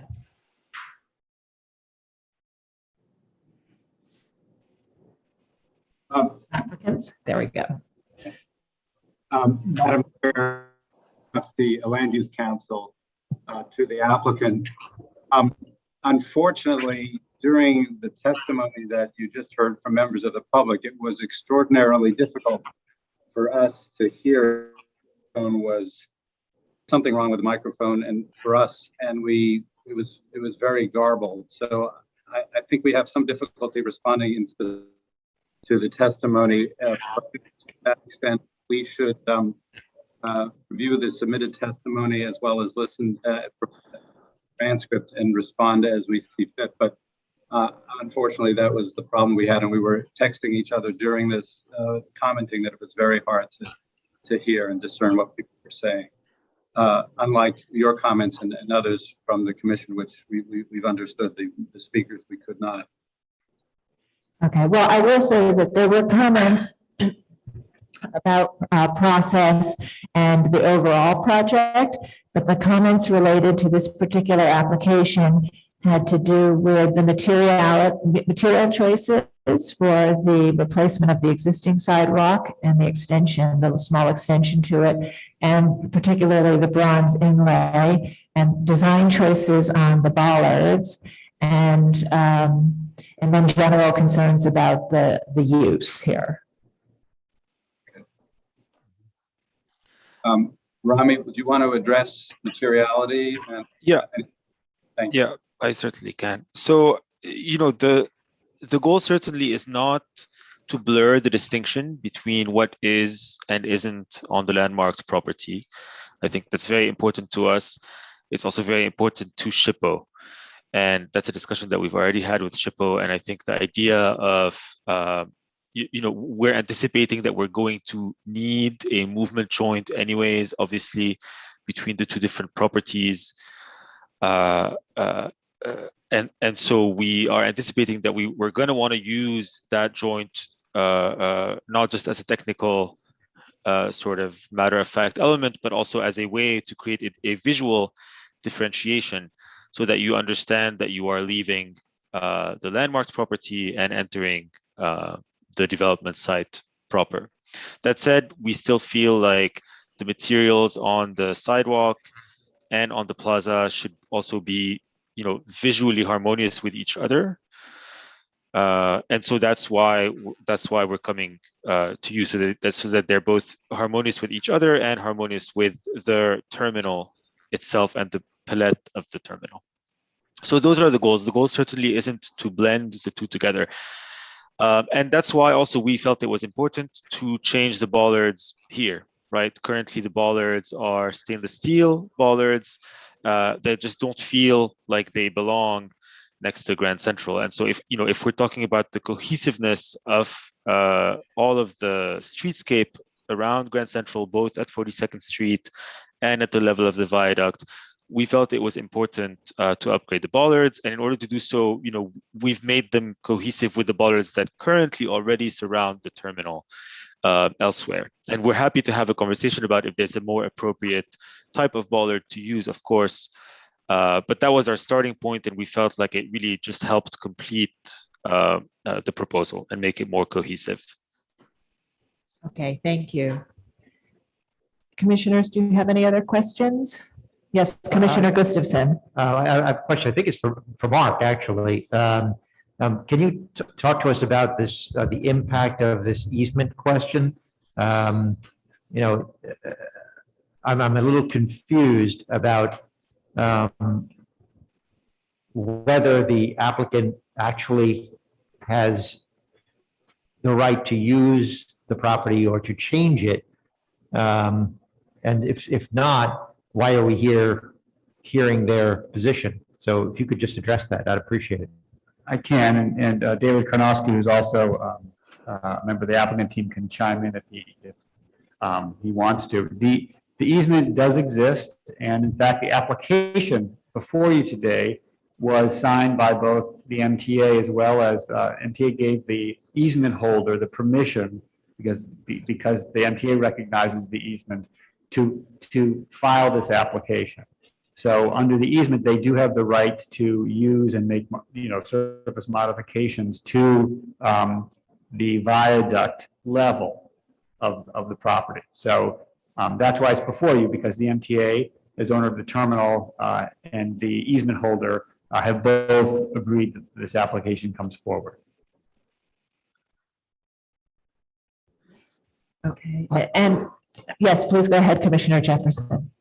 Who makes the decision on what elements to put into design or replicate? Who makes the decision on what elements to put into the design and keep out to the light post? Is that the decision made by the architects or is it done by other entities? No, I guess who makes the decision on the design? I think it's the MTA has given the developer the permission to propose the application. And so the proposed design is being proposed by the applicant, the developer, and subject to our review and I think the SHPO. Correct, and the MTA has no objection to the application going forward. So deciding on elements for these light fixtures that were removed 20 years ago, okay. Who decides that they should be put back in or not put back in? And who makes those types of decisions? The designer or the? All right, so to the extent that there are missing lanterns, we have to look into that. We don't know if they were on this portion of the viaduct, another portion, or maybe both. So that is something I think we have to primarily take up with the MTA, and then we can think about how we get those restored. Okay, Commissioner Gustafson. Okay, more confusion. So now I briefly saw a picture that suggested that the lampposts and a rail were actually there at one time, right? And assuming that's true, it may not be. Can we require that that if they're going to make changes, that they put the lampposts back? If they were there at the time of designation and have since been removed without our review, we can ask that they put them back. I would point out, however, I'm looking at the submission by the Victorian Society, and the Commodore Hotel was, very close to the property line, unlike the current design, which is set back, as you can see up here. So as I'm looking at the what was submitted, the photograph shows that these lanterns were on the portion of the balustrade facing 42nd Street. They did not make a return down this down the viaduct, and so we would have. And it appears there may be one lamppost that was at the corner that was in the area of the easement. That's here. I'm looking at this now, and so we'd have to look at that. So that's what we would be in that context. We could say we think if this was missing, you should put it back. But it looks like it's just one of these lampposts, and we'd have to obviously do more research as well. Right. So as we sit here, we're obviously presented with a proposal that doesn't include the lampposts or the results of the research that we would be doing. So if we approve it, does the issue go away? I mean, then they proceed with what they're doing? No, we would still pursue any work that was done without permits. I'm sorry? We would still pursue any work that was done without permits, and to the extent that we approve something today and that we require restoration, it would be an amendment to add that back into the design. And so is that the case as well for this question of painted bronze versus some other kind of more authentic or original material that made reference to the viaduct's edge or not? I mean, how do we make a determination about that? In terms of the materials that are being proposed today? Whether or not we can approve. I mean, I think that that's what we're looking at today. So the applicants have responded to the question about their materials choices.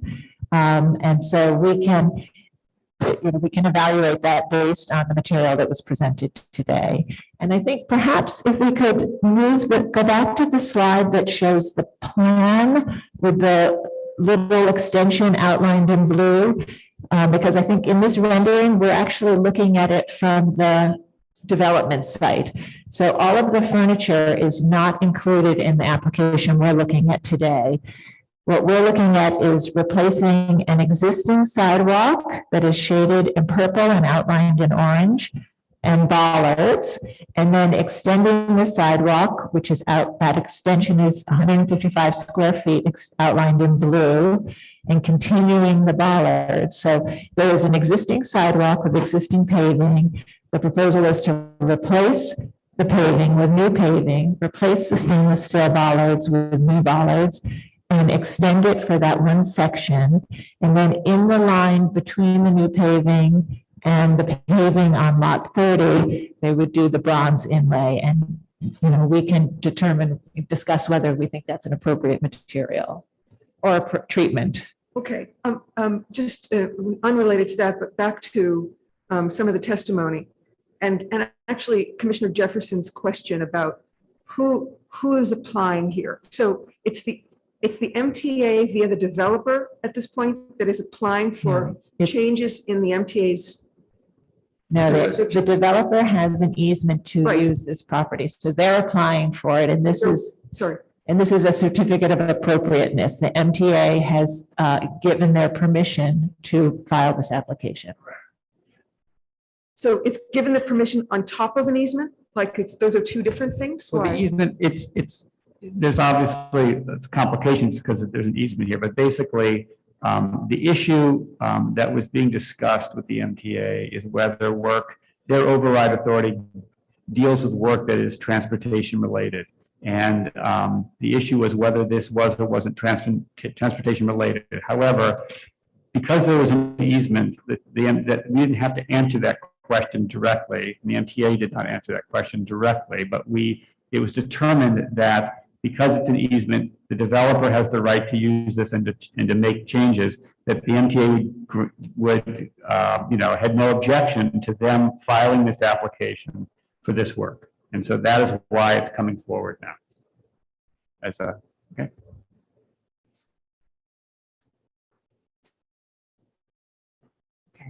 And I also, as we're discussing process here, I just want to remind everybody that this was originally part of the application submitted to us by the MTA, and we've already approved this work in that format, in that presentation, under a report. And now, because of the question of the authority to and the MTA's authority, this is now being submitted by the applicant. So we're looking at the exact same thing we've already approved as under an advisory report, and now we're going to be reviewing it under a certificate of appropriateness. So we did review it under an advisory report for MTA and approved it. Okay. Any other questions? Complicated. Okay.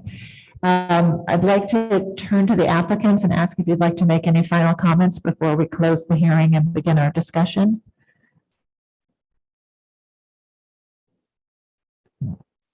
Okay, Mr. Karnofsky. Thank you.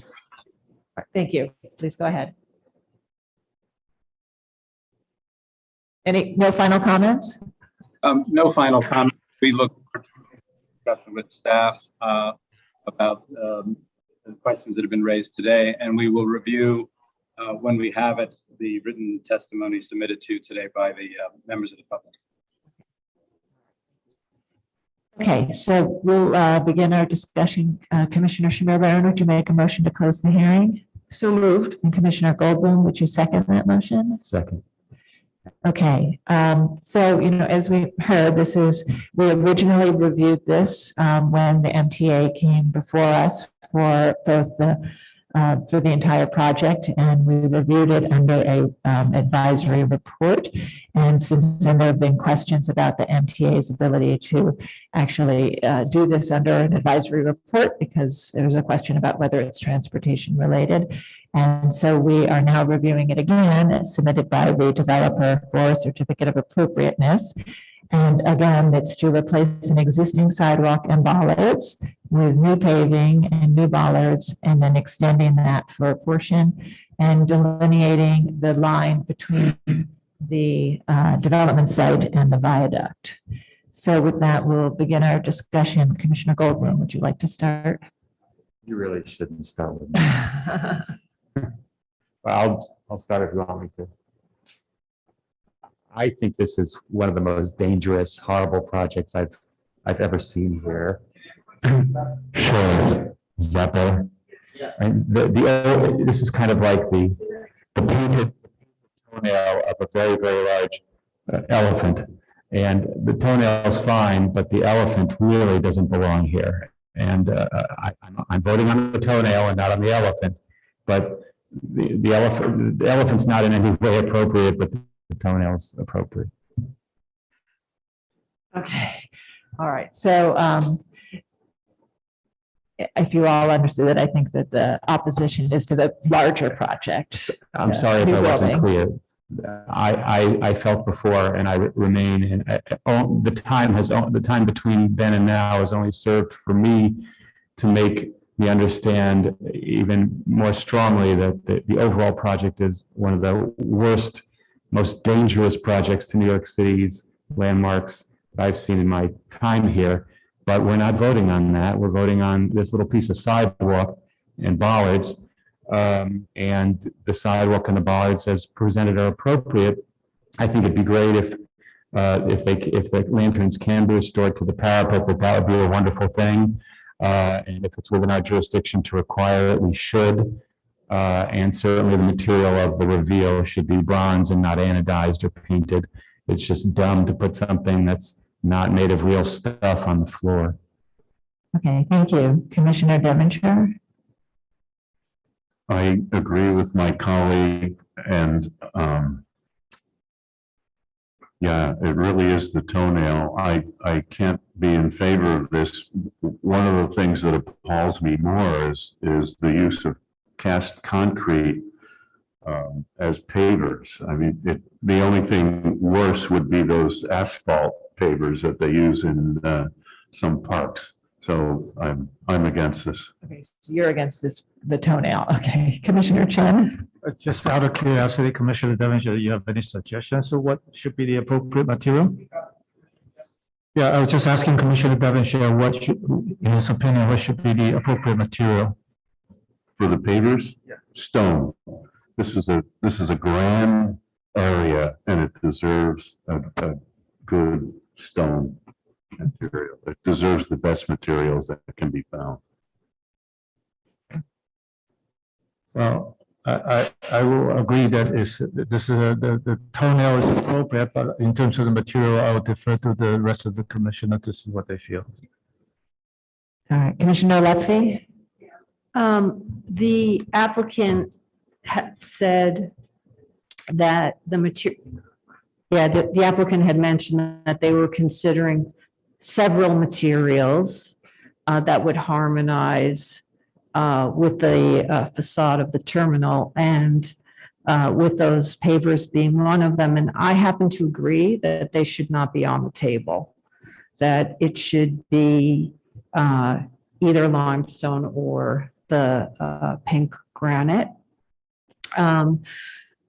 Because SHPO is requiring this delineation, of course, I think it's fine. I think bronze would be the way to go. So, I can go along with this. Okay, Commissioner Jefferson? I agree with my fellow commissioners and their comments. Okay. Commissioner Gustafson? I think I'm still confused, but that's okay. I agree with Commissioner Devonshire, so I guess I don't approve the toenail. But I do want to make sure that I state my ongoing concern for not having enough information to determine whether other elements of the viaduct ought to be brought back, not knowing whether they belong or they don't belong. So I am concerned that we're approving, if we did approve it, and I'm voting against it, but if I did approve it, that I'd be approving something that would be constructed and then undone. Okay, and Commissioner Shamir Barron. I too feel like I'm missing some information, and if it's not just a feeling. I mean, we've addressed the fact that there is a little bit of information missing, maybe about the lanterns or lamp posts, and those that can be. It would be nice if that was here, if that information was here now for us to help us in making our decision. I also think that I don't entirely understand what the problem was with the advisory, with the submission via an advisory effort, but I am it helps me to understand that we saw this as a submission from the MTA in some capacity. That means it's not entirely rolled up inside of an easement and on behalf of the developer. So that gives me, it makes me feel a little bit better about this. The other issue is that when I look at the renderings, what I realize is that the renderings for the new project is that on some level, they kind of obliterate this kind of the quality of that viaduct as road in its adjacency to the new project. And I think that that's even more than the question of anodized versus real materials, which I think are really important. And I agree with commissioners who require that those materials be used. I think that's the issue for me, and I don't know how to address that given the images that we've been shown. But that's the problem, is this kind of again in the rendering, and the rendering's not up right now, the plan is up, but the rendering makes it so that we don't understand this the way that the viaduct turned down the kind of the edge of the viaduct that treated it as road. And so I think, and even the kind of the crosswalk makes that unclear, or wants to make that ambiguous, or wants to make that continuous, and I'm not in agreement with that. So I actually think that we need to see this again, and with all the information and with the suggestion that there is much more of a distinction between viaduct as road and plaza or green. Okay.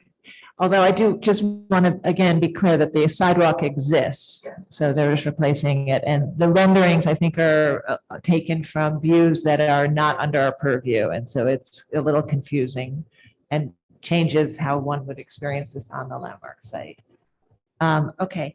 So, I think that we have today some questions about the lampposts and some questions about how one would actually read this with needing some renderings from that view. And I think we've heard from everybody that we would like to see real stone materials considered. So I think we'll take no action today. That will give you the opportunity to read the written submissions, and we'll have you back as soon as you can to address our comments. Okay? Thank you. Thank you. All right. Thank you.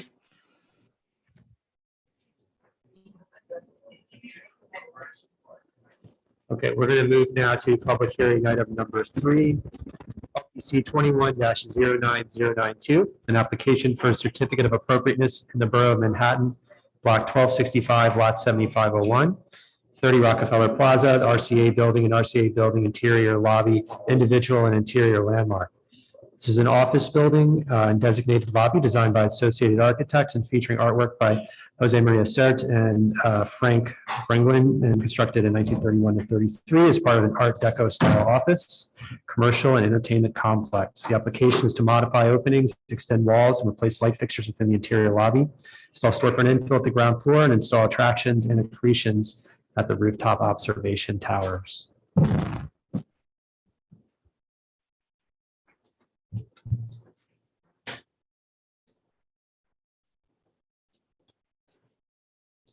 Please go ahead. Thank you. Good morning, commissioners. Cass Stackelberg, Experience Partners. Nice to see you all. Cass, could you speak into the mic, please? Closer.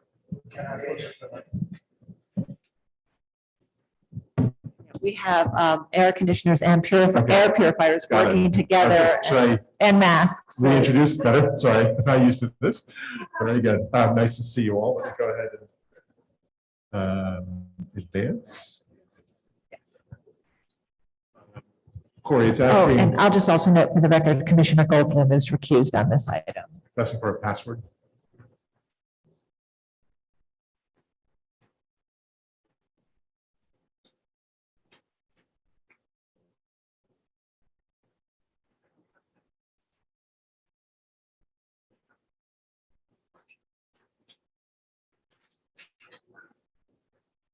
Terrific.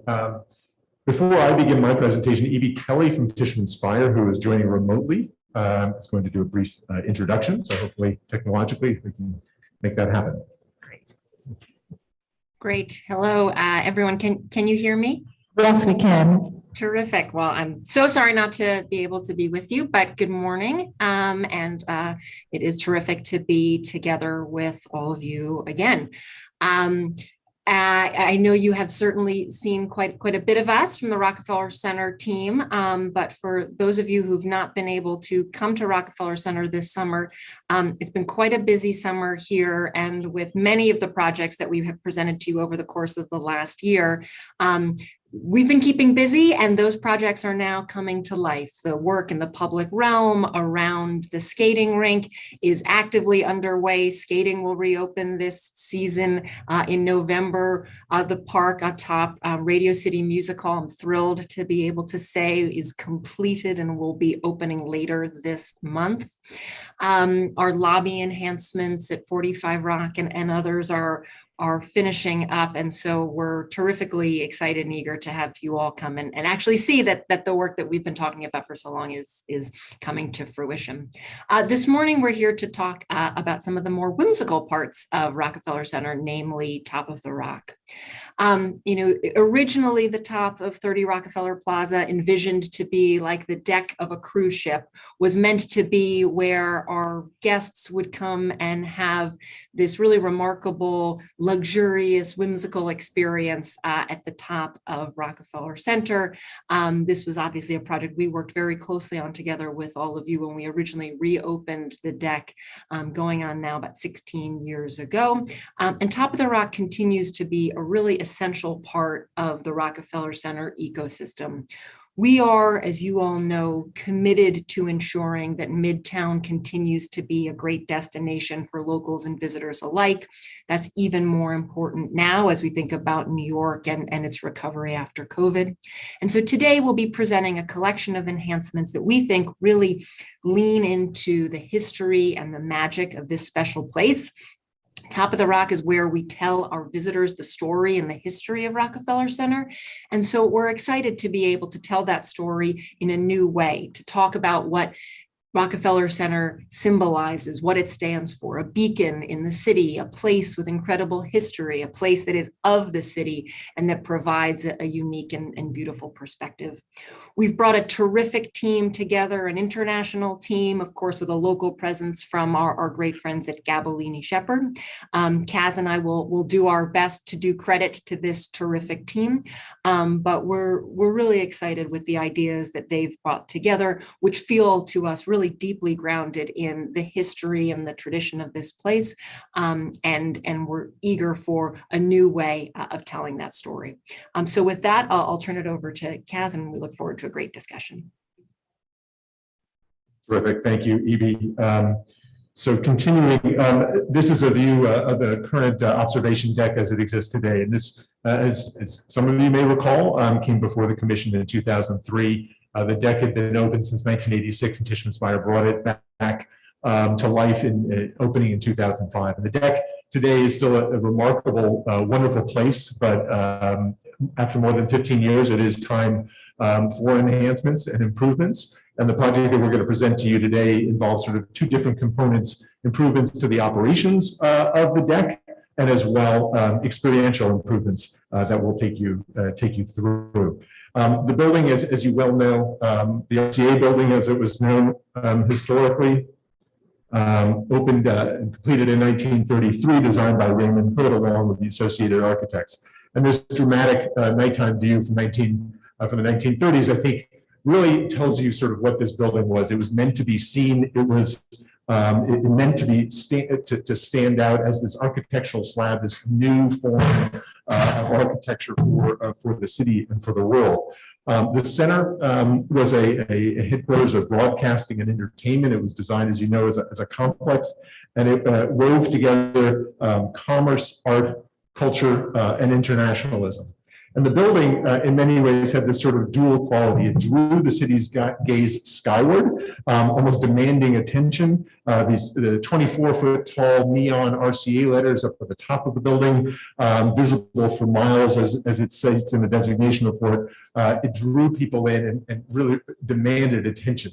At the same time, the building sort of radiated outward. It radiated broadcast signals, both radio and soon television. And if you look at the top of the A, there's a bright light. There's a beacon up at the top of the building, a rotating beacon, sort of sending out signals, almost sort of echoing that sort of broadcast signal that existed and emanated from the building. The building itself really served as a beacon in many ways. And at the very top of the building, as it was planned, was an observation deck, designed and programmed to recall the top deck of an ocean liner. And it opened to the public in July of 1933 with Adirondack chairs and attendants dressed in naval uniforms with white pants and navy blazers and white caps. And these elevated platforms provided long views north and south, east and west to the city around. You can see at the center is that beacon, that rotating beacon that I mentioned before, and that was, as I said, visible from miles away as well, in addition to the RCA sign. Another view of the deck with the Queen Mary at the Hudson. You can see on the right margin of the photo as well, sort of a constructed deck to provide slightly higher views even above this 69th floor vantage. The top of the building was designed as what was referred to as "quote unquote" a play spot. And in fact, Frank Darling, who had planned and had run Rye Playland, was hired away from Rye to actually plan the top of the building. And according to the New York Times article from May of 1931, his job was to create an amusement center, quote, an amusement center and a play spot for the top of the building. In addition to these, to the tours and to the observation deck, of course, was the Rainbow Room, which was down on the 65th floor. Here there was obviously nightlife and exuberance, even in the depth of the Depression. And the proposal that we're showing with you today for the top of the building in particular is part of this application really have been developed with this tradition in mind, and that the appropriateness, we feel, is rooted in the roof's origins and this DNA as a key amusement center as part of this overall complex of Rockefeller Center. So turning to the scope of overall work, there are really two areas of work. At the base of the building on the ground floor of the mezzanine, there are operational upgrades that are being proposed primarily for wayfinding and circulation. And then at the top of the building, there are more sort of experiential upgrades. And there are key additions on the 69th and 70th floors that we're proposing. None of these additions impact historic fabric, and they are all sort of additive elements that are new and bring new life to this important element and key destination for Rockefeller Center. First, at the ground floor, there are two areas of work: storefronts along West 50th Street and a modification within the designated lobby in the north corridor, that lobby wall extension. And first, we'll look at the storefronts. The ground floor plan, there is a change to the wayfinding. Currently, when you come to the top of the rock, you go to the basement to eventually get to the roof. So there's a sort of counterintuitive quality to that. And so the circulation now is changing. So when you come in now, the ticketing will be on the ground floor. It will be visible through the storefronts. You will go from there to the mezzanine to the roof. So there's an improvement in that wayfinding. And sort of with that comes a series of modifications. Quite a lag.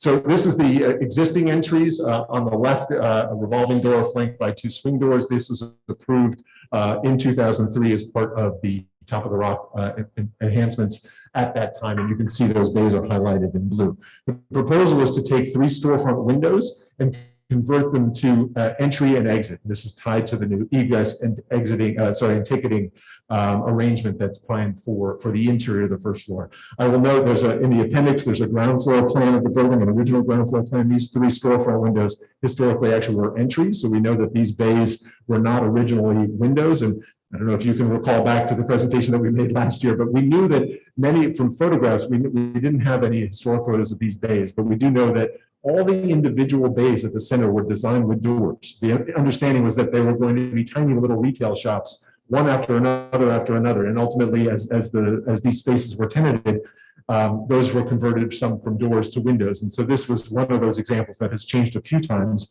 So we do know that this modification, which really is based on the designs that were approved in 2003, is affecting infill that is a much more recent vintage. Some line drawings just illustrating the recess, the entries, the swing doors and revolvers will be set back, and we'll have the sort of angled corners that is typical of the storefronts throughout the center.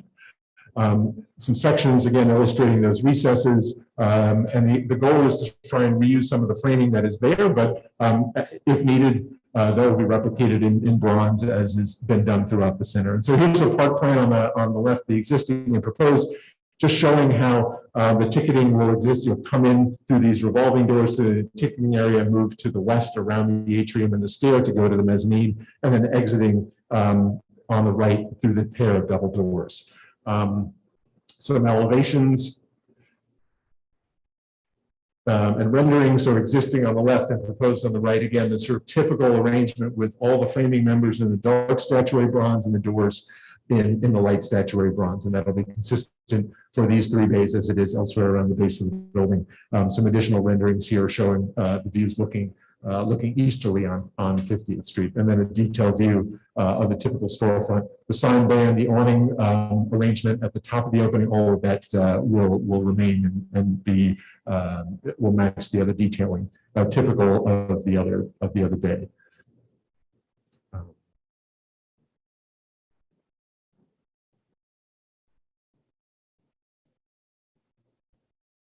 Sorry. Just a few examples of other approved modifications that are similar to what we're proposing with revolving doors and swing doors adjacent. The other changes at the ground floor lobby, and if you can see that arcing blue line pointing to those 2 angled sides. So historically, there was an angled wall within the north and south borders of the lobby. The lobby is designated. Those historically did align, but today there is an asymmetry that exists across the south border. The proposal is to basically modify the north side to allow for circulation from the ticketing area around the atrium to the stairs to allow visitors to go directly upstairs from the ticketing area. And I'll show you detailed plans of that in just a moment. So a detailed plan here. So again, existing on the left, proposed on the right. The proposal is to extend that lobby wall in all the same finishes as existing. We'll see some renderings in a moment. And this will allow people to come in from the ticketing lobby directly around the atrium. And if you've been, you know, this sort of sweeping stair is really sort of a monumental stair that's a beautiful design and is meant to be retained as part of this overall new circulation that's part of the plan.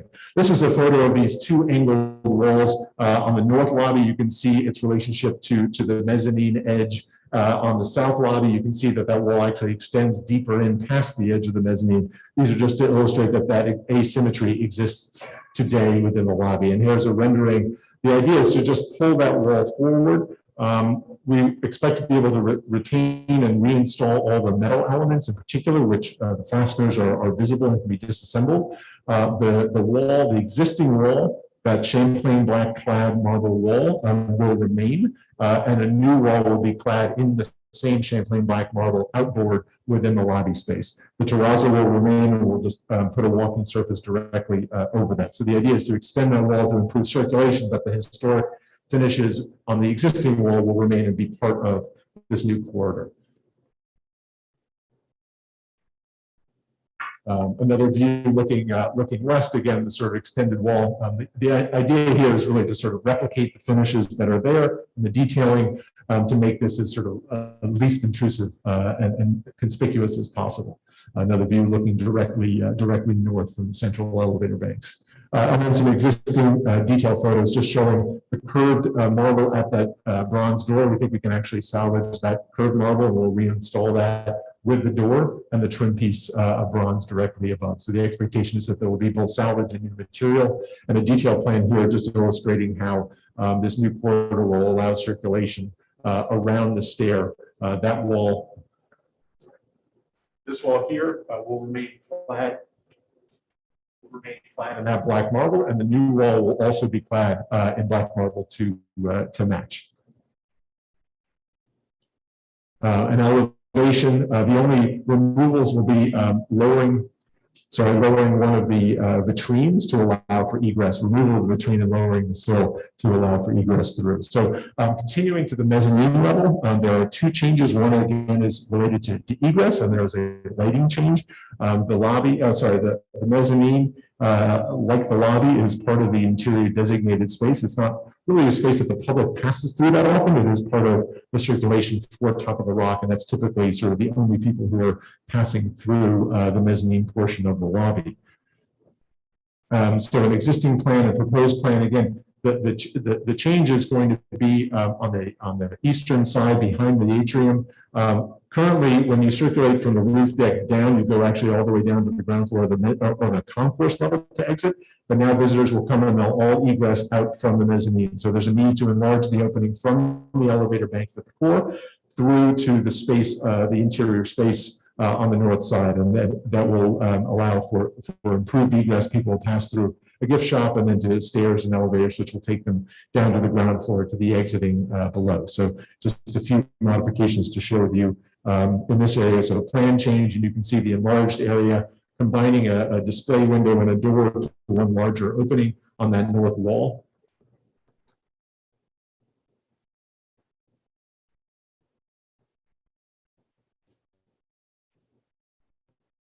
And an elevation, again, sort of taking the outermost perimeter of where the double doors are and the show window directly to the right of that, and creating one larger opening, retaining the blade sign above the opening, and then a rendering illustrating that. You can see sort of where you are in relation to the overlook to the lobby below. The interior finishes within that space will match. The wall finishes, the cream of marfil, lighter stone, and the champagne black across the base. And there will be some removal of the doors, the window, and the pier at the center. There'll be a fire shutter inboard of the opening outside of the designated space that will be shut only at night when the space is no longer in operations. Otherwise, it will remain open. And then an existing and rendered view here on the right for your review. We also looked at sort of the effect of this change and the other modification to the lighting from the main lobby space, where the public really does pass through. The tours go through the main lobby, and neither those modifications to that north wall or the lighting changes that I'm about to share with you, none of those are really perceptible from the main space of the lobby where people circulate, both visitors and tenants. The view on the left is sort of near the elevator banks. The view on the right is just as you've come through the revolving doors from the Rockefeller Plaza. And the work that's proposed is deep into the back mezzanine corner, and you really don't see any of that from the ground plane of the lobby.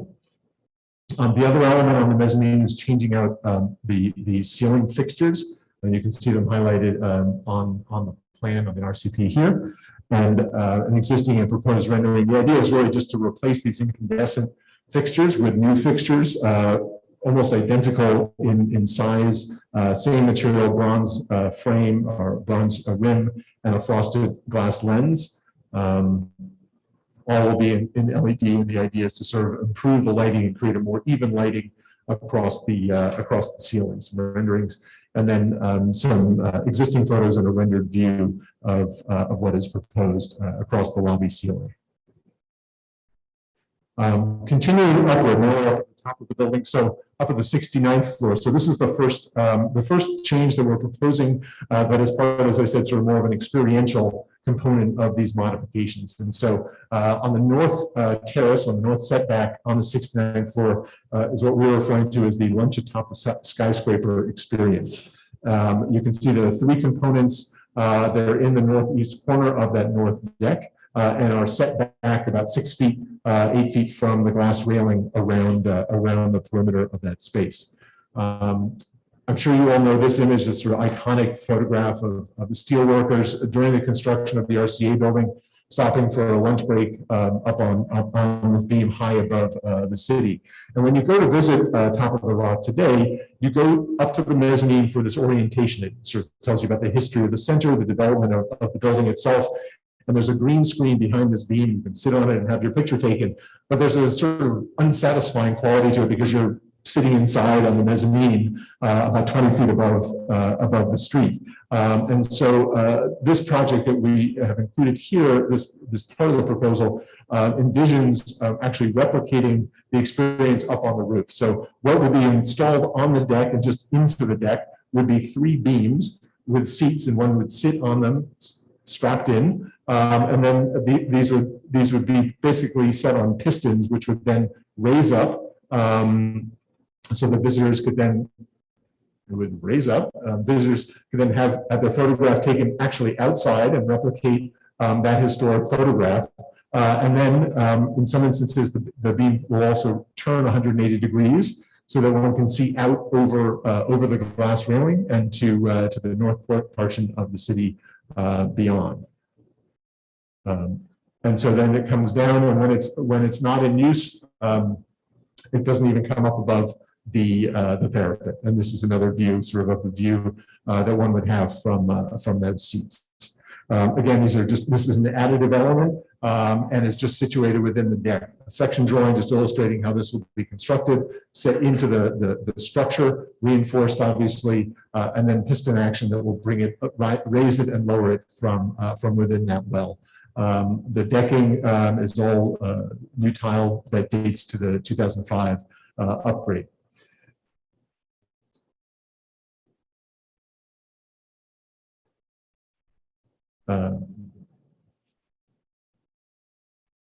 And then a view looking east across that north deck on the 69th floor with the experience sort of up in the raised position, and then a plan illustrating again overall existing proposed where this addition is proposed for the north deck.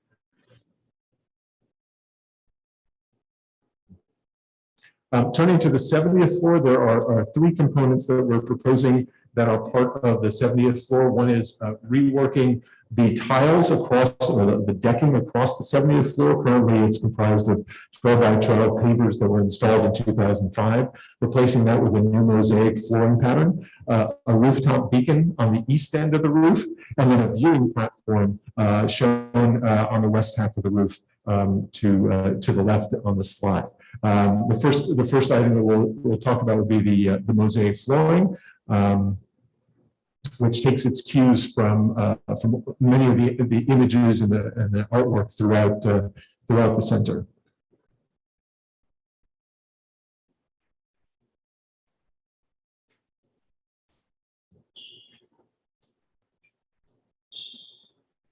So just in elevation, I'll sort of begin with elevation. So the existing is on the top and the proposed is on the bottom. Across the top, you can see there are a series of accretions that have been added to the top of the roof. The decommissioned Doppler radar on the west end of the roof, a series of different antennae on that central elevator bulkhead and one to the west of the Doppler. And then, of course, the 25-foot tall Comcast sign that was approved by the commission a few years ago, all across the top. And the proposal, as you can see, the beacon on the far east end of the roof, this viewing platform, which will span from one bulkhead to the other. And it's intended to be this very slender, elegant, simple glass and metal structure that spans these 2 bulkheads and is very minimal in its design, and is really meant to relate to the upgrades that were made 15 years ago.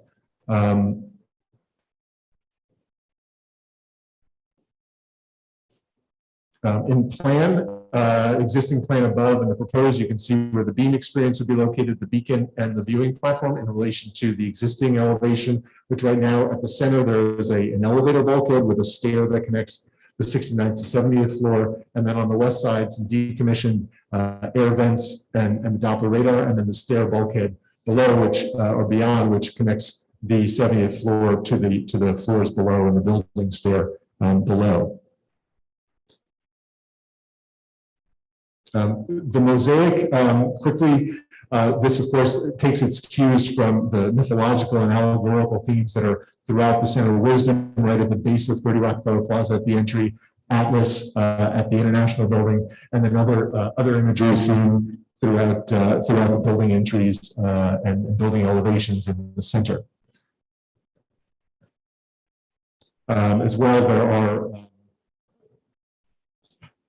as a medium, mosaics is something that one sees in many locations in the center. Barry Faulkner's mosaics on the far left at the entry of the RCA building west at 1250. The compass rose up at the 69th floor of 30 Rock, and then some inspiration images on the far right, sort of celestial themed images. And so this is an image just showing the pattern of that mosaic across the 70th floor, radiating out from the beacon on the far right side, and then a patterned celestial themed mosaic extending from there, emanating out from there across the 70th floor.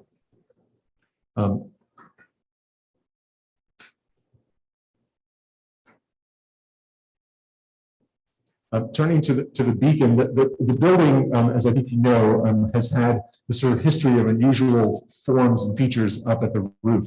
This is a photo from the 1960s after this radome, as it was called originally, was installed by the National Weather Bureau that was a tenant of 30 Rockefeller Plaza. And so this is a view just showing what that looked like as a sort of an added feature up at the top of the building. And this idea of these beacons or features like this up at the top of iconic city buildings is not unusual. The Paramount building in Times Square, interestingly, this glowing globe was actually conceived of and constructed while the building was under construction, and it's a sort of iconic element of the Paramount building. The Siemens Institute building downtown, also it was begun in 1913, and following the sinking of the Titanic, this lighthouse beacon was added on the corner of the building and served as a sort of a true beacon for seafarers in the harbor for many years. And then finally, just as another reference, the Woolworth building, which had a powerful searchlight that was in operation for evening hours, and that could be seen sort of a rotating searchlight, not unlike the one at the top of 30 Rock, that could be seen from miles away. And the beacon that's planned for the roof here on the 70th floor, again, is on the far east side of the roof, with circulation allowing for visitors to move around the entire form, and a nighttime view of the existing on the left and the proposed on the right. It will be this sort of dynamic kinetic feature. It's about 15 feet in diameter.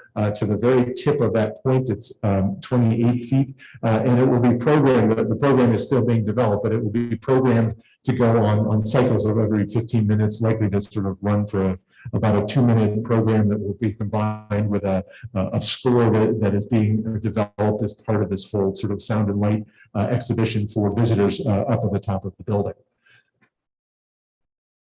And another view, it will have a sort of two-sided component to it, as you'll see. There are LED panels and sculpted glass panels that comprise the globe, the sphere itself.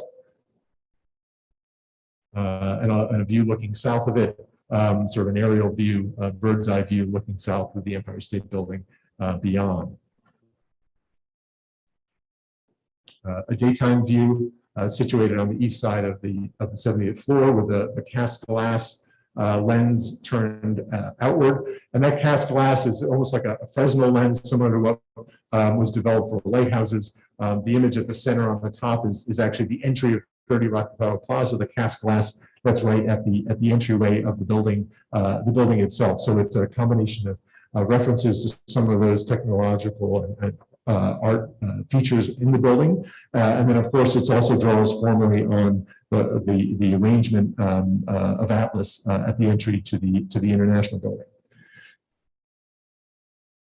Some line drawings just illustrating dimensions. I think I've already provided those for you, set on the east at the east end of the roof. And then the base that has a lighting component to it as well, which will obviously be seen by the visitors on the roof. And then just a series of renderings. I'll try. This won't turn quickly, but I'll go through this quickly just to illustrate the sort of kinetic nature of the cast glass lenses can flip and rotate to then the LED panels that will be visible in the display.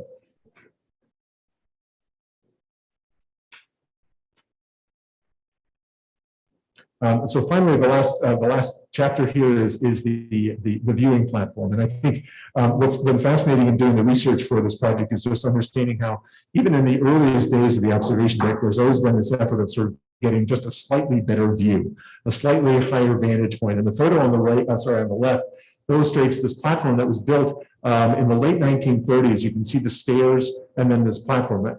This photograph is a little bit later. It shows what was a super siren, an air raid siren that was installed in the 40s. But this platform had been built in the 30s for just a slightly higher, clear view, an unobstructed view of the city around. And then this sort of simpler platform on the south side of the 69th floor, again, allowing people to sort of gather and see over the parapet, see over the other visitors for slightly better views. And the idea of the viewing platform that we're proposing here is it's sort of very much in that same tradition of trying to get just a slightly better view, an unobstructed view. And so on the top is an existing plan with the elevators on the right, the stair connecting the 69th and 70th floor, and then the decommissioned radar and vents on the left with the stair bulkhead beyond. And the idea is to reconfigure the stair, reconstruct that elevator bulkhead at the center, also clad in brick, and I'll add that bulkhead was reconstructed in its entirety in 2000 as part of the 2005 project. In the middle and bottom plan, you can see there's an elevator that will bring visitors from the 70th floor up to the walking surface of this new viewing platform, and it will operate almost like a sidewalk hatch. It will just raise up straight through the floor of the viewing platform. It'll be glass enclosed, both the cab and the shaft below. And so an elevation, sort of detail elevation, the idea here is to remove all of these accretions that have been added to the building over time and to install this very clean, simple, streamlined structure in polished stainless steel and glass that will basically span from the stair bulkhead on the left to the elevator bulkhead on the right. It will be sort of simple in its design, contemporary, of course, and really is meant to sort of fit within the design and interventions that were made as part of the 2003 approval for the reopening of the deck. Sections through the stairs to illustrate how the connections will be made to the stairs of the building below, and then a view looking west with a Doppler on the existing view, and then on the right, the walking surface of the platform will be about 16 feet above the 70th floor, and then that upper deck level will be about 3.5 feet above that, where the glass railing extends around the perimeter. That almost has a sort of a ship-like profile to it. As I said, the underside and the curved edge will be in the polished stainless, and then the glass railing will be a fitted glass that will allow for views through it and obviously over it, and then metal and glass above on the walking surfaces. View on from the 69th floor, looking west. So on the left, you can see all those elements that have been added to the upper roof over time, and then the new viewing platform with a brick-clad stair bulkhead at the center.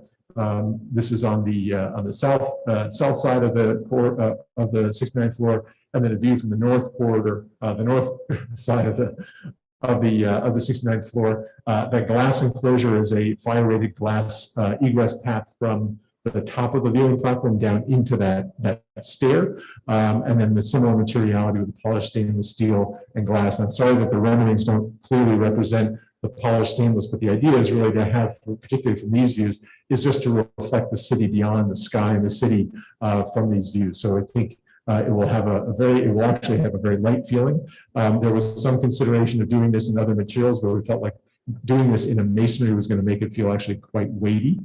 So metal and glass, the same coloration and palette as what exists in portions of the elevations below, but obviously in a contemporary idiom. And then a view looking west with a mosaic in the foreground and the reconstructed bulkhead and the east edge of the viewing platform in the foreground. In terms of the well, let me say this is sort of why we are proposing this. The idea of getting up on this upper level and being able to have unobstructed views of the city. 30 Rockefeller Plaza, as you know, is so centrally located in the city. These long views to the Empire State Building and the sort of foothills between the Empire State Building and Lower Manhattan, and then of course the views to the north of Central Park, the city beyond, and all compass points between. In terms of the materiality, you can see that the walking surface will be a sort of a textured metal. The glass railing will be a fritted glass bulkhead, obviously in brick, similar to what's there today. And then the the metal edges and underside of the platform itself will be in a polished stainless, as you can see in the lower left corner. The idea is to really reflect the sky from whether you're on the 69th floor or actually below. In terms of visibility, these elements, we need to remember 70th floor is more than 700 feet above the ground. And the building is really only seen from a great distance. So we've walked around the building to sort of capture views where you can see the top of the building. Just how perceptible these additions are is for discussion. I think if you're looking for it with a zoom lens, you might see it, but we've walked around the building. This is a view from Madison Avenue, where one does not see any of these interventions up at the top of the building. From Park Avenue, you can see in the zoomed view of the building, we think there'll be a slight portion of the beacon that will be visible, but I'll just point out on the slides here where 30 Rock is. This is 30 Rockefeller Plaza, so you're hundreds of feet away, and you're looking at an element that is hundreds of feet in the sky. And so there are other similar views as you pass around the building. As you move down Fifth Avenue, this is from 45th Street, so about 1,000 feet away from the building. You're 3-4 blocks away from the building, and then hundreds of feet in the sky. This is a view that actually we expect to probably disappear soon. The site in the foreground, as we've been working on this project, the buildings on the corner were demolished, the site was cleared, a barricade was put up, and Extel controls that site. We expect that there's going to be a large building constructed in the foreground. But you can see, what your eye takes in the large format photographs. It is very difficult to perceive any of this up at the top. And then the zoomed views with the zoom lens, just to illustrate sort of where the interventions are occurring, you can see them through a zoom lens. The platform, which we expect will actually be reflective and reflect the sky, and then the beacon on the east end. And swinging around on the west side on 6th Avenue from 46th Street, a similar long view where when you're looking at the building from below, from the street with a regular sort of vantage point, it really is a difficult additions to see at the building.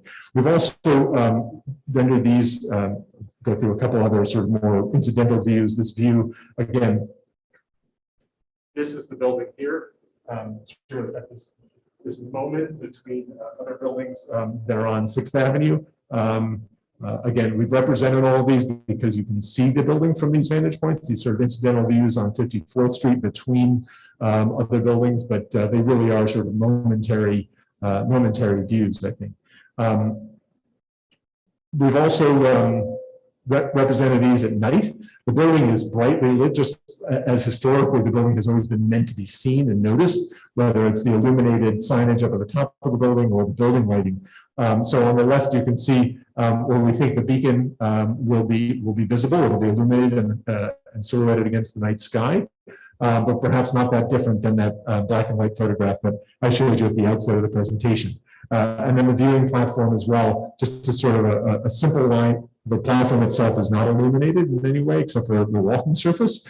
So we think that will be relatively imperceptible from this view, and as well a nighttime view on 6th Avenue here to see the relative visibility from this point.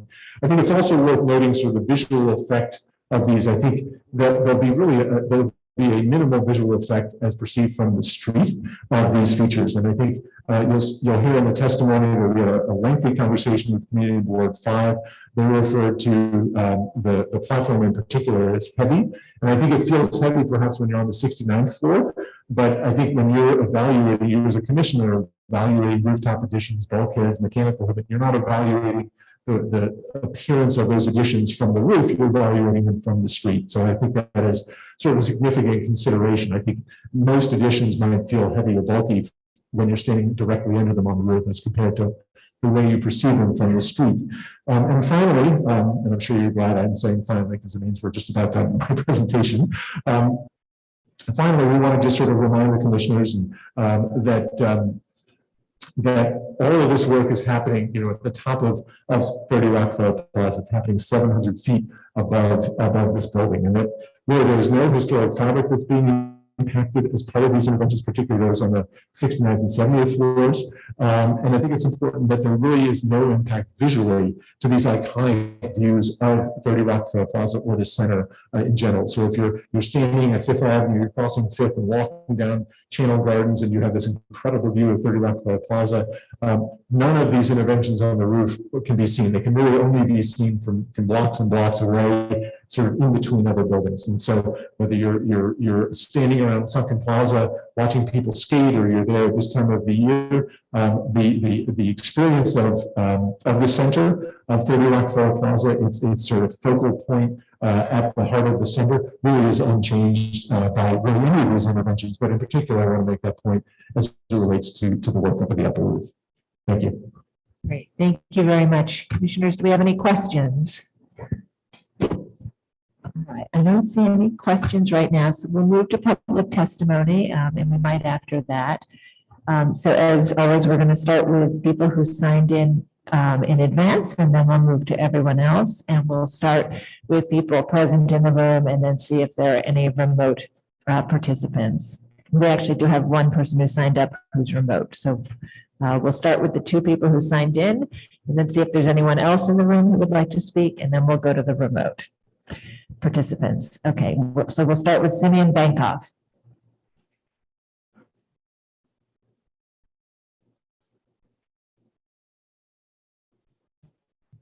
Good afternoon, Commissioners. I'm Simeon Bankoff, Executive Director of the Historic Districts Council. HDC has a number of concerns with elements of this proposal. To begin with, at the ground floor, we believe that the storefront design damages the symmetry which is woven throughout the Rockefeller Center complex. Even more troubling are the lobby modifications and wall extensions which interrupt the floor patterns in several places. The floors in the complex are an integral element of its overall design, and they should be treated as such. HDC also opposes what's being proposed for the mezzanine. The proposal is leaving a large unaesthetic gap in what is currently a consistent and harmonious horizontal plane. With regard to the 70th floor, we believe the new deck is very visible, making it seem as if a new top to the top is being added. This is a hat on a hat, and as such, it just doesn't work. The observation deck, as Kaz expounded upon, is iconic on itself, and as stated before, Rockefeller Center is considered aesthetic design. We urge the LPC to reject that element of the addition. Thank you. John Graham.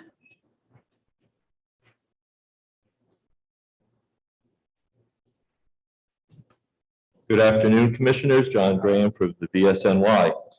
The VSNY doesn't usually testify on buildings of this age and style, but we want to today because of the great importance of the RCA building as both an individual and interior landmark. This proposal has many different elements. We find some parts reasonable, some to be destructive, and some to be objectionable. At the ground floor, the applicant's proposing exterior alterations to several storefronts. We find these changes to be acceptable. However, the interior alterations the applicant is proposing for the ground floor and mezzanine are very destructive. The LPC regulates over 36,000 buildings, but there are only 110 interior landmarks. Changes to any of these unique spaces must be considered very carefully. At 30 Rock, the applicant is proposing to destroy the symmetry of the historic floor plan to conceal a section of the very beautiful terrazzo floor, to destroy historic stone cladding, and to junk historic light fixtures.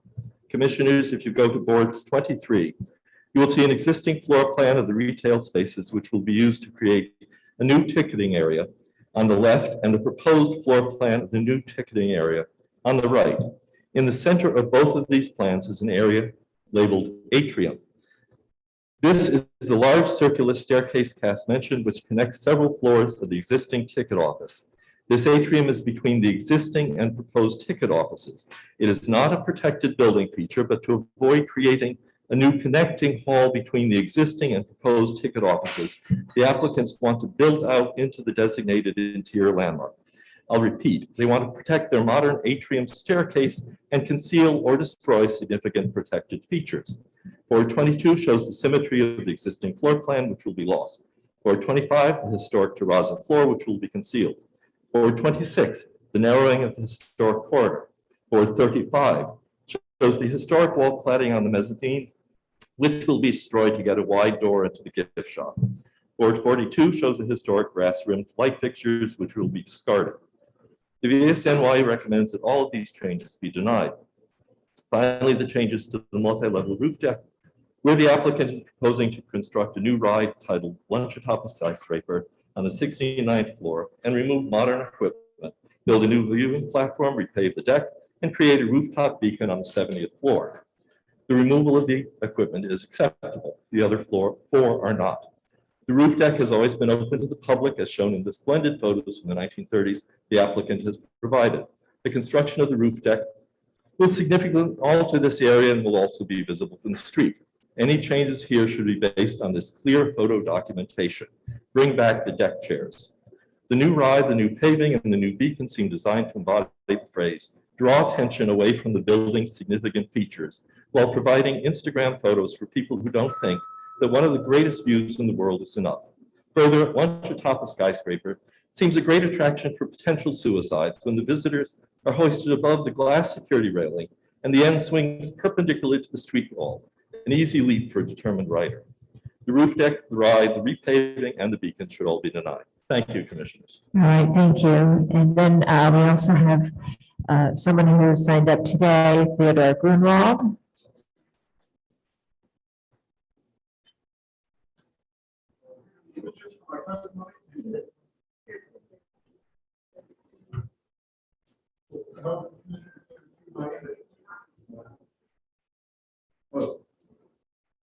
Okay, well, I hope they'll get a chance to see my images at some point, eh? Please know that you can always send them in advance as well. We Yes, share of course, everything. Tom. As you know, I've been very busy, Commissioner. Good morning. Unlike the truly detrimental destruction and replacement of the authentic 1932 granite fabric of Rockefeller Plaza's north and south terraced gardens, including its 6 water fountains, which this commission approved the demolition of on April 28, 2020, the gimmicky light beacon and carnival ride destined for the observation deck are hardly worth commenting on. They are ridiculous to the point of parody and have little, if any, effect on the exterior. While equally risible, the agoraphobia platform, aka the top of the top, has at best a confusingly problematic, if not completely misguided relationship to the landmark designated exterior. An obvious gimmick designed to compete for tourist dollars with the glass-floored The Edge observation deck at Hudson Yards and with #1 Vanderbilt's glass thrill ride elevator, the presentation clearly suggests that day or night, the narrow ridge of glass perched atop 30 Rock is minimally visible. It isn't. It is a ridge too far. The proposed rooftop's addition's emphatic horizontality, slick materiality, and smooth articulation in the cliched, misguided minimalist, and ubiquitously overused Apple Store style vein is completely at odds with the RCA building's vocabulary of staggered masses of heavy masonry thrusting vertically skyward. and this portion of the application must be denied. The proposed alterations to the mezzanine's north wall for the carnival attraction entrance are unnecessarily destructive of original interior fabric and should also be denied. Thank you. All right, thank you. And before we go to our remote participants, is there anyone else in the room who would like to speak on this item? All right, so we'll now turn to our remote participants. We have at least one person who signed up in advance, and we may have others.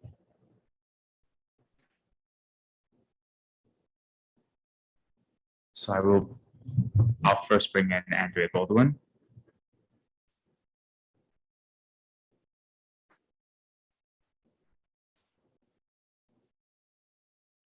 Andrea, you should be in the meeting. You just have to unmute your microphone, turn on your camera, and you have 3 minutes to speak. Thank you. Good day, Chair Carroll and Commissioners. I'm Andrea Goldwyn, speaking on behalf of the New York Landmarks Conservancy. The Conservancy's Public Policy Committee has reviewed this proposal for alterations and additions at this interior and individual landmark. 30 Rockefeller Plaza has a special place in New York's architectural and cultural history.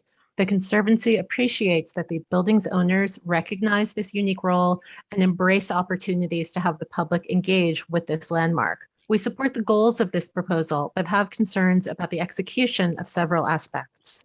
At the ground floor and lobby, the proposed interventions are not extensive. We were glad to see that the new materials and details will match historic fabric. However, the alterations, including what we believe is the introduction of a configuration with a pair of double doors, follow other previous changes. We hope that in the whole, these changes don't accumulate to substantially reset the context in these sections of the building. At the upper levels, the committee supports installation of the colorful mosaic flooring.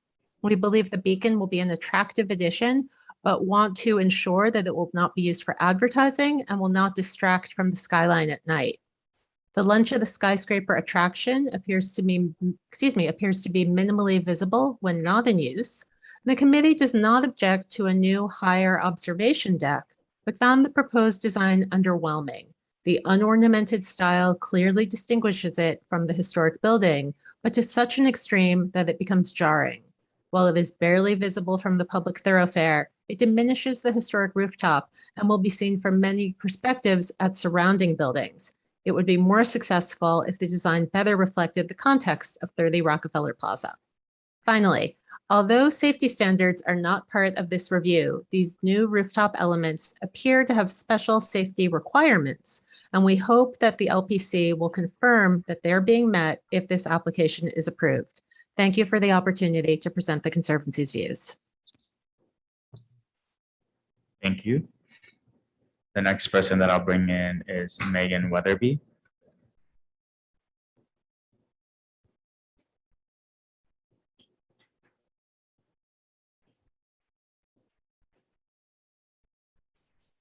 Megan, you should be in the meeting. You just have to unmute your microphone and turn on your camera if you wish to. You have 3 minutes to speak.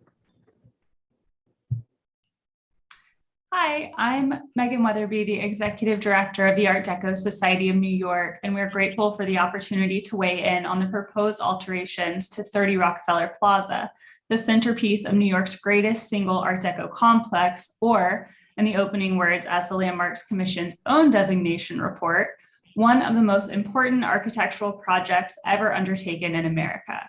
The proposed alterations are complex and affect 3 very different parts of the building. The window to storefront proposal is a simple one, and we're happy to support the proposed alterations as they appear sensitive to the existing design and in keeping with other storefronts on the building.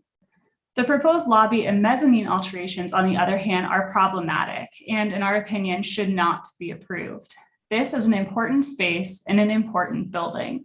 The Commission has designated just 110 interior landmarks, of which 5 are in Rockefeller Center and 2 of those in this building, the Rainbow Room and the lobby. Not surprising, as 30 Rock is the complex's central building. The lobby of 30 Rock functions effectively as the lobby of Rockefeller Center, and its designation is meant to protect it as the grand ceremonial space that it is. The materials of the walls and floors and murals on the walls and ceiling reflect that grandeur. And so does the overall spatial organization, in particular, its symmetrical arrangement, including the two corridors that connect the grand entrance with the elevators and staircase to the west. The proposed alterations give up even more of that symmetry. It also removes original materials in the floor and walls. The designation report specifically calls those out, quote, rich, elegant materials such as veined marbles and bronze, characteristic of the quality displayed throughout Rockefeller Center, end quote. Those materials are meant to be protected by the designation, and they should be. Another problematic proposal in the interior is the replacement of the mezzanine light fixtures. The current fixtures with ribbed edges fit the geometric nature of the original Art Deco design. The proposed replacements do away with them. As to Top of the Rock, whether or not the proposed ride is a good idea, it does not seem to have significant impact on the building's original details. But the proposed viewing platform that would rise well above the current roofline is quite visible to the public and effectively changes the design of 30 Rock as part of New York's storied skyline. We strongly urge the commission not to approve it. If Rockefeller Center is indeed one of the most important architectural projects ever undertaken in America, then its preservation and all its details must be equally important. Thank you.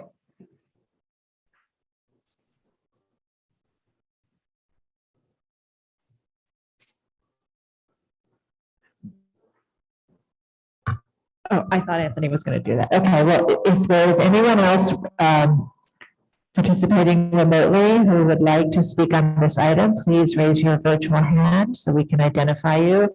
It's the button at the bottom of your screen. You should see a button that says raise hand. So we'll give it a minute to see if there are any raised hands. Lisa, just let me know. Okay, so we have no raised hands with our remote participants and no other speakers in the audience. So that will conclude our testimony. And we'll now turn to the applicant to see if you'd like to respond to the comments. Thank you, we would. I think we're going to begin with the security issue because obviously that is sort of first and foremost, particularly Tishman Spire's eyes. So E.B. Kelly is going to respond to that and then I'll respond to the preservation related comments. Yes, no, and thank you all, and Andrew in particular, for the questions and comments around security and safety. I mean, certainly in the development of all of the components that we've presented today, and in particular, the top of the top and the lunch top, the skyscraper experience, the safety and security of our visitors is paramount. And we have a team that is working, a robust team that is engaged in that effort and that has been advising us.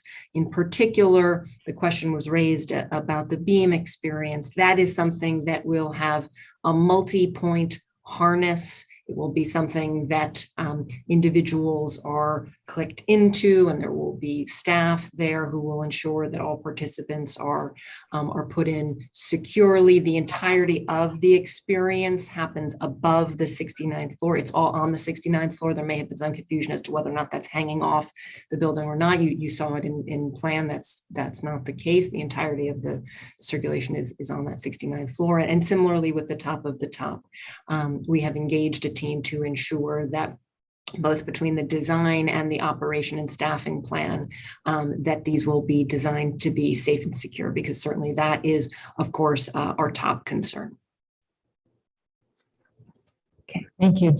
Thank you. And I'll just address sort of a few of these comments. I think first and foremost, I think it's important to remember that this commission, whether it is within the sort of recent history of the last year and a half or so, but even going back to the 2003 proposals, this commission has sort of seen the value of allowing Rockefeller Center and really all landmarks to continue to live. And so there has been a series of proposals and approvals for the center that do include additions and things that are visible from the street, storefront modifications, lobby modifications throughout the center that allow the center to continue and to grow. And I think the proposals that we're talking about today, some of you perhaps were not part of the 2003 approvals, but this is particularly the ones of the ground plane are very similar to those things that were presented at that time. Modifications to storefronts that were really specific to this program. These are changes that we did not include in the master plan that you saw last year because we don't intend these to be sort of regular modifications to storefronts, but they are really specific, particularly those on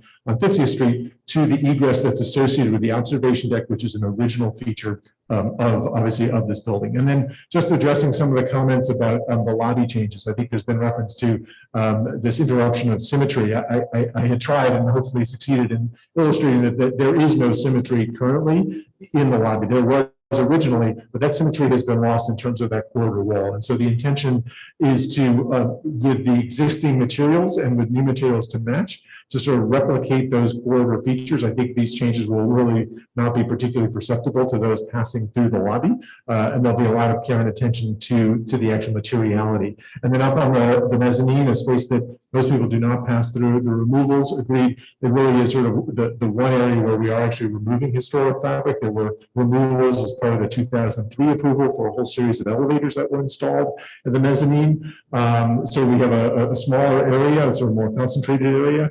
We feel this is acceptable, could be found appropriate, really given that this space is not, while it is within the designated space, is really sort of distinct and really not part of the public circulation where people pass through as visitors to the lobby.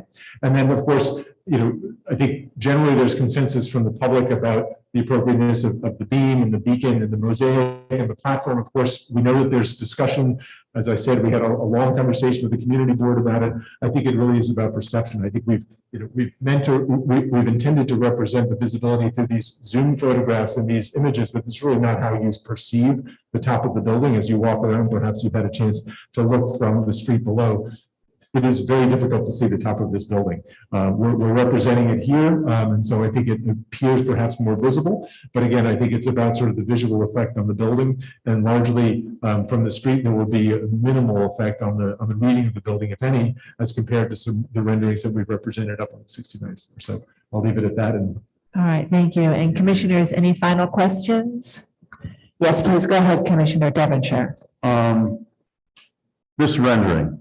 Yes. You show the beacon on the right-hand side, and yet you show absolutely no reflection off what will be polished stainless steel on the hat. Is that a deceptive rendering, or will we actually not see any reflection whatsoever? I think, particularly even during the daytime views, the idea that because of the angle is you're actually reflecting above what's above you. So you're reflecting the sky or you're reflecting the night sky. Certainly, there's no intention of being deceptive. So let me say that. Perhaps with a metallic finish, there will be a little bit more reflectivity of some of the ambient light. Perhaps. Or absolutely. Perhaps, I don't know. Perhaps. Yes. Okay. Any other final questions? Okay, so let's make a motion to close the hearing. Commissioner Chen, would you make that motion? So moved. Thank you. Commissioner Bland, would you second that motion? All in favor, say aye. Aye. Any opposed? Okay, so we'll begin the hearing is closed and we'll begin our discussion. So there are three areas that we need to focus our comments on, and several work types within those work aspects, components within those areas. So there are the changing the non-original storefronts to entrance and exits at the ground floor of the exterior. There are changes to the lobby walls and ceiling fixtures in the main lobby concourse and the mezzanine. So in the interior designation. And then at the 69th floor and 70th floor, there are the rooftop features. So at the 69th floor, the three beams, which when not in use, I understand will be below the parapet. And then at the 70th floor, replacing the tiles, the new rooftop beacon and the viewing platform.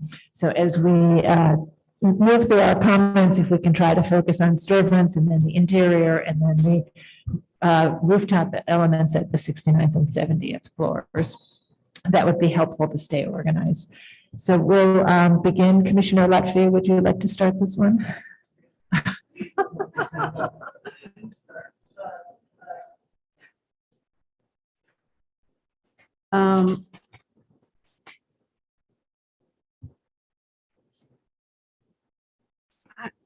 I have to say overall, I have some mixed feelings about this. I'm generally incredibly enthusiastic about even though we recommend change. Okay, I said I have some mixed feelings about what's being proposed here. In general, I have always been, I've been enthusiastic and really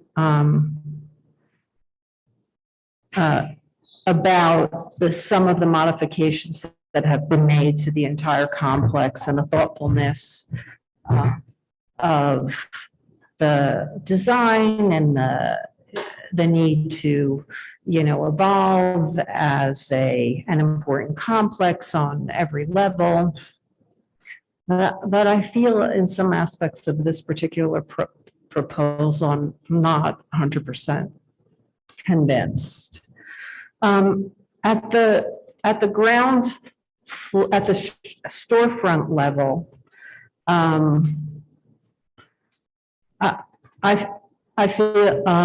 feel that what's being proposed is overall makes sense. I'm assuming that the recommendations are consistent with approvals that we've made prior to this. It seems very uniform and harmonious with what's at the ground floor. I am wondering why, why we need triplicate signage in the front, because there is going to be one entryway for tickets, and then there's going to be an exit. So that could actually be confusing, I think, and you may want to think about that, or possibly there might be some. I think if you don't do some differentiation, you're going to have some additional signage, and I'm wondering what that would be. I think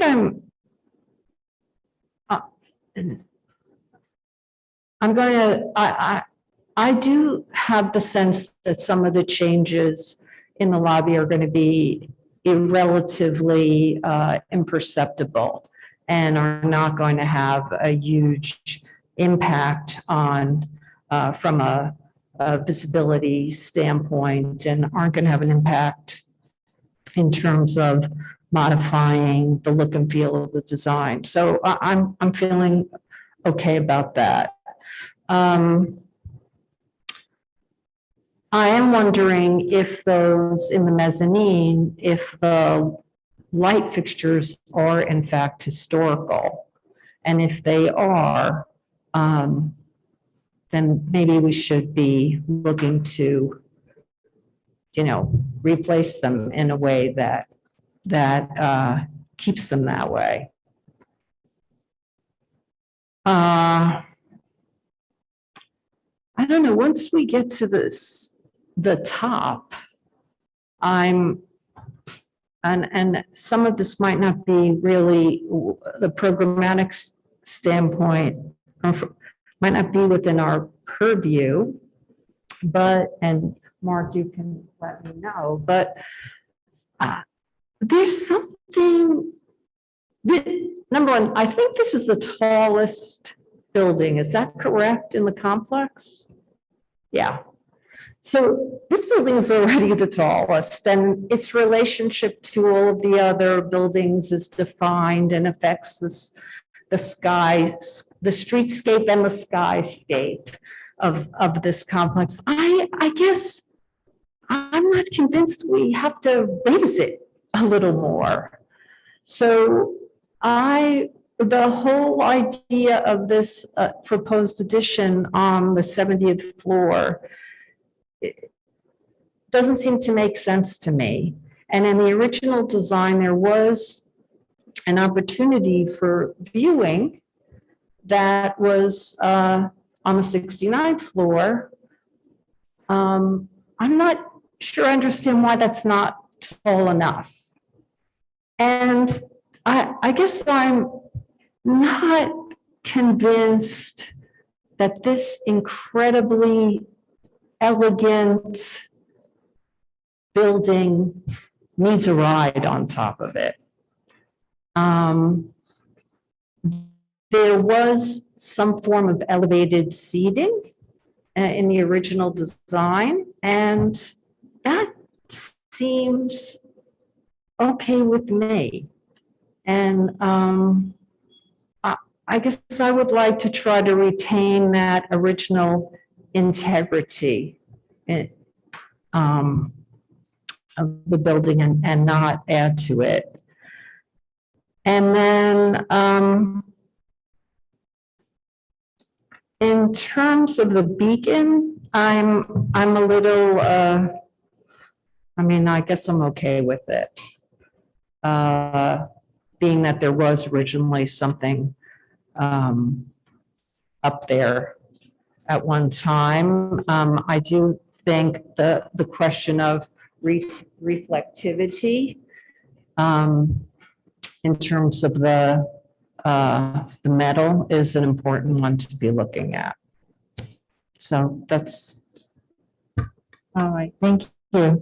Sarah, can I just respond? I just want to, I think it's important to respond to this, to clarify this question of whether we should be looking at whether, you know, that there should be a ride or whatever on top. And I think that that's not really part of our purview.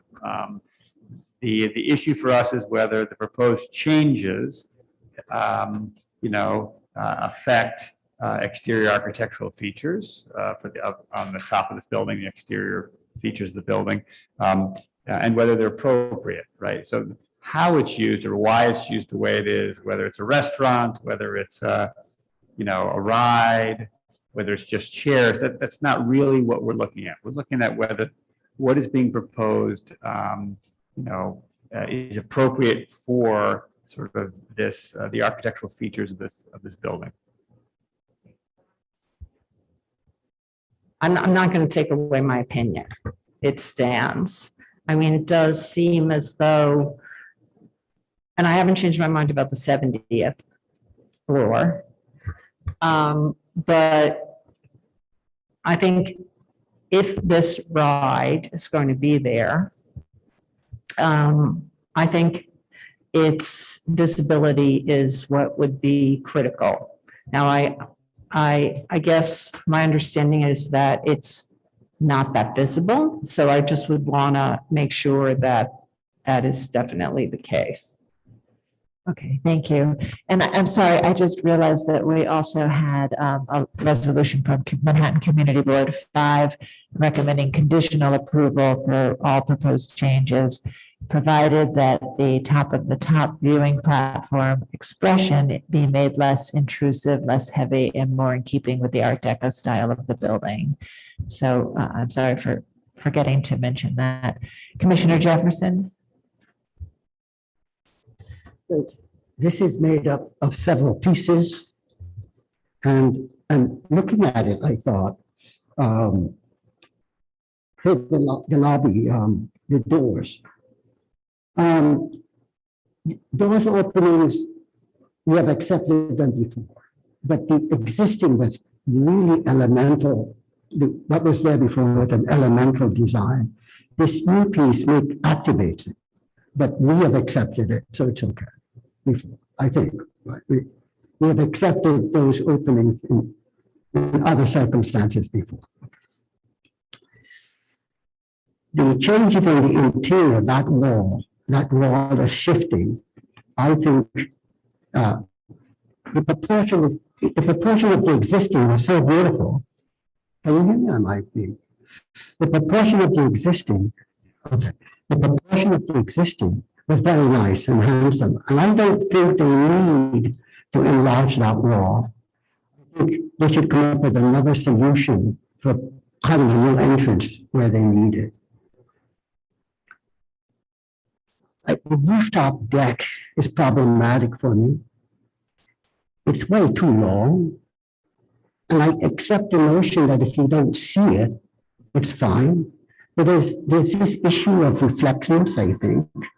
And there's the issue of, can you really not see it? I'm not convinced that you don't see it it doesn't become a very strong elemental element on that building, and it changes that configuration. I'm not convinced that it does not.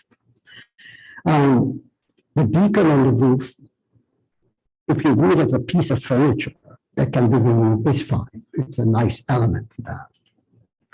The lighting fixtures that are being changed and modified, I find those problematic. And in the presentation, they said that it was being changed because they wanted to have even lighting of the space.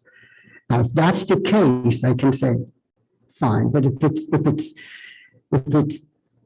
I'm not convinced that's the reason for the change. So, but if it's historic, they do have to keep the historic light. No doubt about that. And it's projecting glass enclosure. I don't quite understand what that was, what the meaning of that was, where was it? So last night I couldn't figure it out. So I don't have a comment on that. The glass enclosure, do you think, are you talking about the fire stair on the observation deck? On the observation deck. That relates to the observation deck. So it's all part of that new construction that I'm concerned about. Okay. Got it. Thank you. Commissioner Gustafson. Okay. As far as the entry is concerned, I think I agree with other commissioners. They've been doing other sympathetic entries in terms of matching up with what had been there in other areas, materiality, signage, all of that. So I'm fine with the changes in the entry. The lobby, I do believe they need to look at other alternatives, not because of symmetry, because I think and I've walked through this lobby hundreds and hundreds of times, you can't really experience, even if there was symmetrical, which it's not, you really can't experience it because you can't be in the two places at the same time. You really can't look down the corridors the way you sort of, the bird's eye view you don't ever get. However, it does interfere with the feature that is one of the, I guess, three most dramatic features of the lobby, which is the marble and terrazzo flooring. And I don't think, and if there's other ways to deal with this without interfering with that patterning, I think that ought to be done. As far as the mezzanine is concerned, I don't mind the change in the opening. However, I agree with others about if those are original fixtures and they need to improve the lighting, there are ways to do that with the lighting itself, the lighting, the bulbs that are used, the sourcing of it, as opposed to taking out the original fixtures. But that remains to be seen because I don't know whether they are original. As we move up, the beacon, I surprised myself by saying I think I'm fine with the beacon. As far as the beams are concerned, as far as I could tell, those aren't visible, so that's not really something I'm going to comment on. Other than that, I'm sure that my fellow commissioners want to have the first ride on those things. The mosaic is fine. The observation deck here, I think the record won't reveal Commissioner Jefferson's hand gesture when he was talking about it, but it's exactly what I was going to focus on, which is he moved his hand from side to side, from left to right. And that's kind of the issue for me. And I think in the testimony, somebody raised this as well.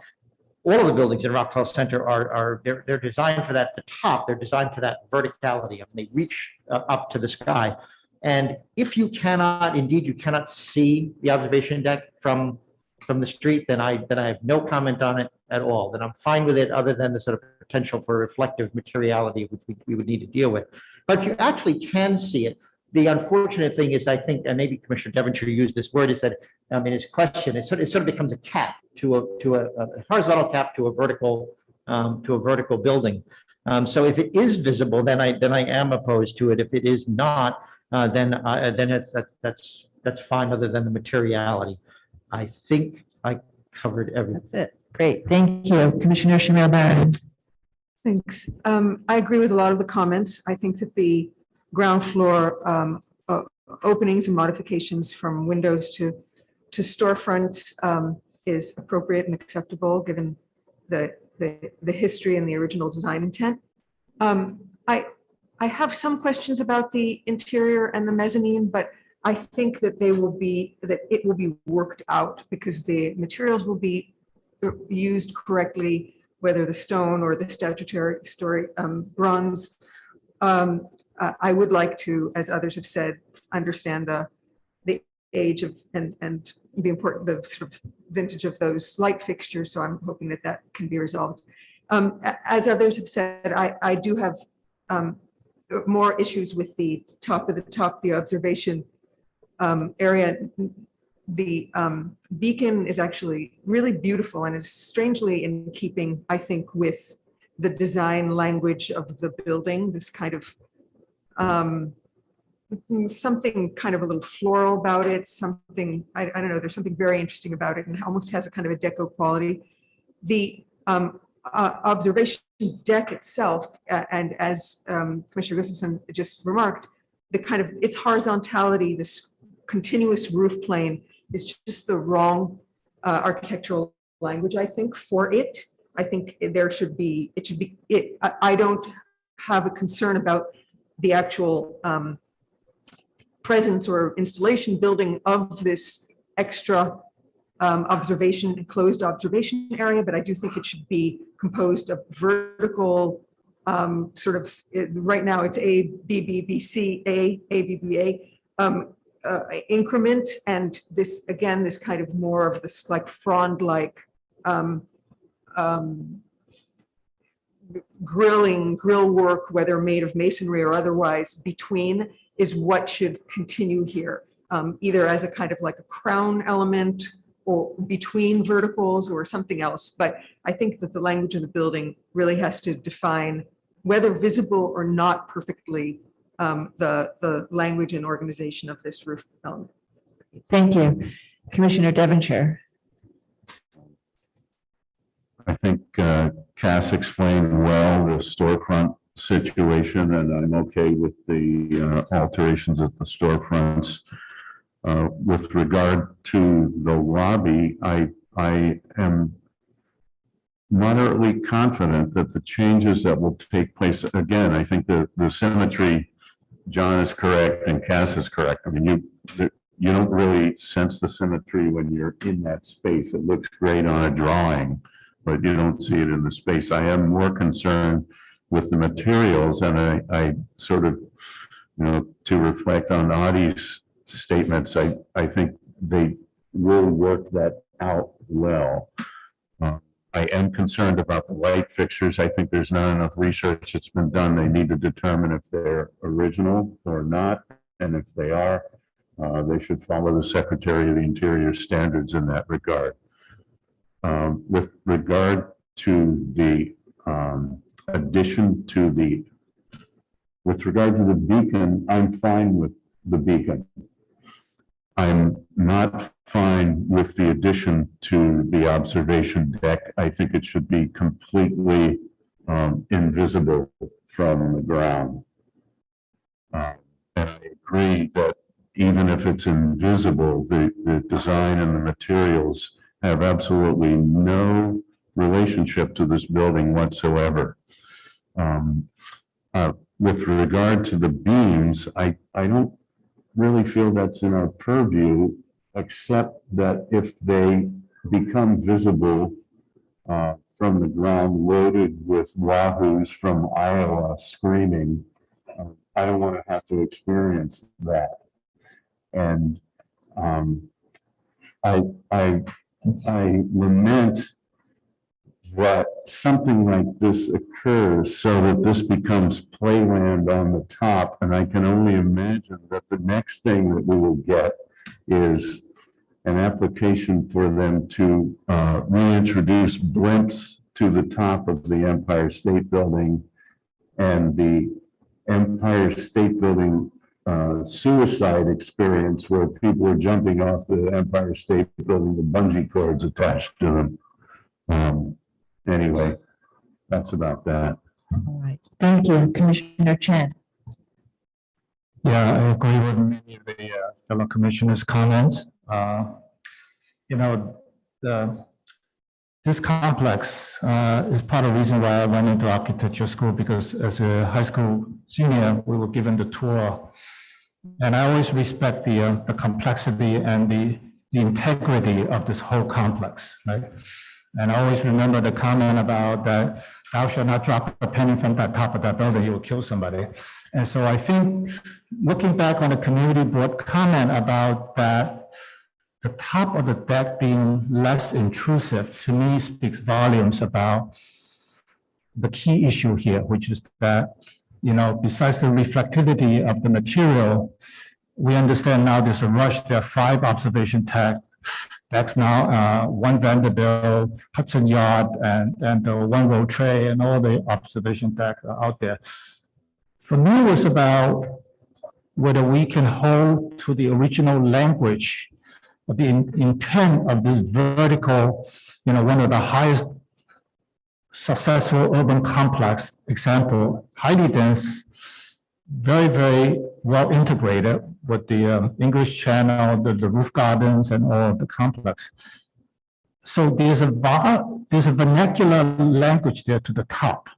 So I think I share with the Commissioner Gustafson's and most of the commissioners' comment about the top, that if it's visible that you introduce a new element that sort of breaks away from that whole integrity of the whole Rockefeller complex, then I think that's the area that we need to start. And the rest, I agree with most of the comment. It's top of the rock if you have a beacon to be safe and all that type of thing.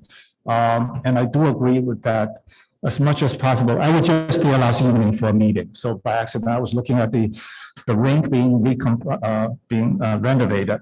And so I will say that all the historic material, as much as possible, the lighting fixtures, I totally agree.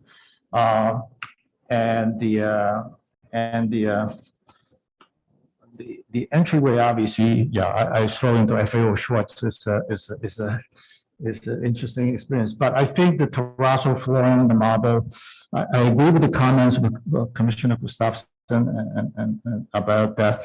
You're really walking inside, you cannot sense the symmetry because you're walking on one side, the north side of the corridor, the south side of the corridor.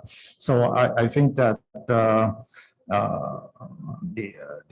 I think that, one commissioner made the comment that you will work out the windows, the storefronts. And so I'm less concerned with those, but I think to the degree that some of the stone can be retained and not removed, and those are the things that we should be doing. Thank you. All right, thank you. Commissioner Bland. Okay, to wrap up, finally, I'll be fast. The exterior sidewalk improvements are fine. The interior, I think what Addie said, I think is accurate as well. This team has shown their abilities to make these subtle changes within this incredibly important complex carefully and well matching materials. And I believe that I can accept those changes as appropriate. Moving up to the top, I think the beacon is interesting. Another example of our kind of lighting and having fun at the top of buildings. I think it's okay. But like others, I believe that the capping, the horizontal capping, is a problem and should somehow be less visible, maybe less horizontal somehow or other. It's just not quite there yet.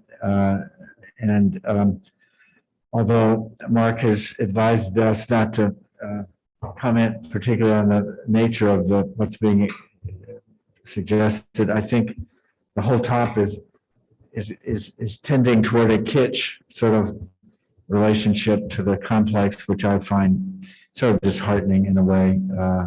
But I guess that's not necessarily our purview. Okay, all right. Thank you. Thank you for a thorough presentation, and thanks to all the members of the public who testified, and thank you, commissioners, for your very thoughtful and thorough comments. And so I think where we are is we'll take no action today. I think we largely have support for the storefronts, the beacon, the beams, the mosaic tiles on the decking, and many aspects of the interior. I think when you come back, it would be helpful for you to give us a little more information on the vintage of the light fixtures and how the proposal relates to that, whether they should be kept or matched, and some more information on the impact to the materials on the interior and the interior lobbies. as those changes are contemplated. And then finally, really sort of re-studying the observation deck in terms of its design and visibility to have it better relate to the building and the language of the building. So those are the three areas we'll revisit when you come back to us, and we'll have you back as soon as you're ready. All right, thank you. All right, so it's 10 after 1, so we are a little behind schedule. We are going to break for lunch now, and we will resume with 744 Fifth Avenue after lunch. We will return from lunch at 1:40, and we'll ask all members of the public to leave the room during the lunch break. And and that's it. All right, and for the remote participants, we are going to just pause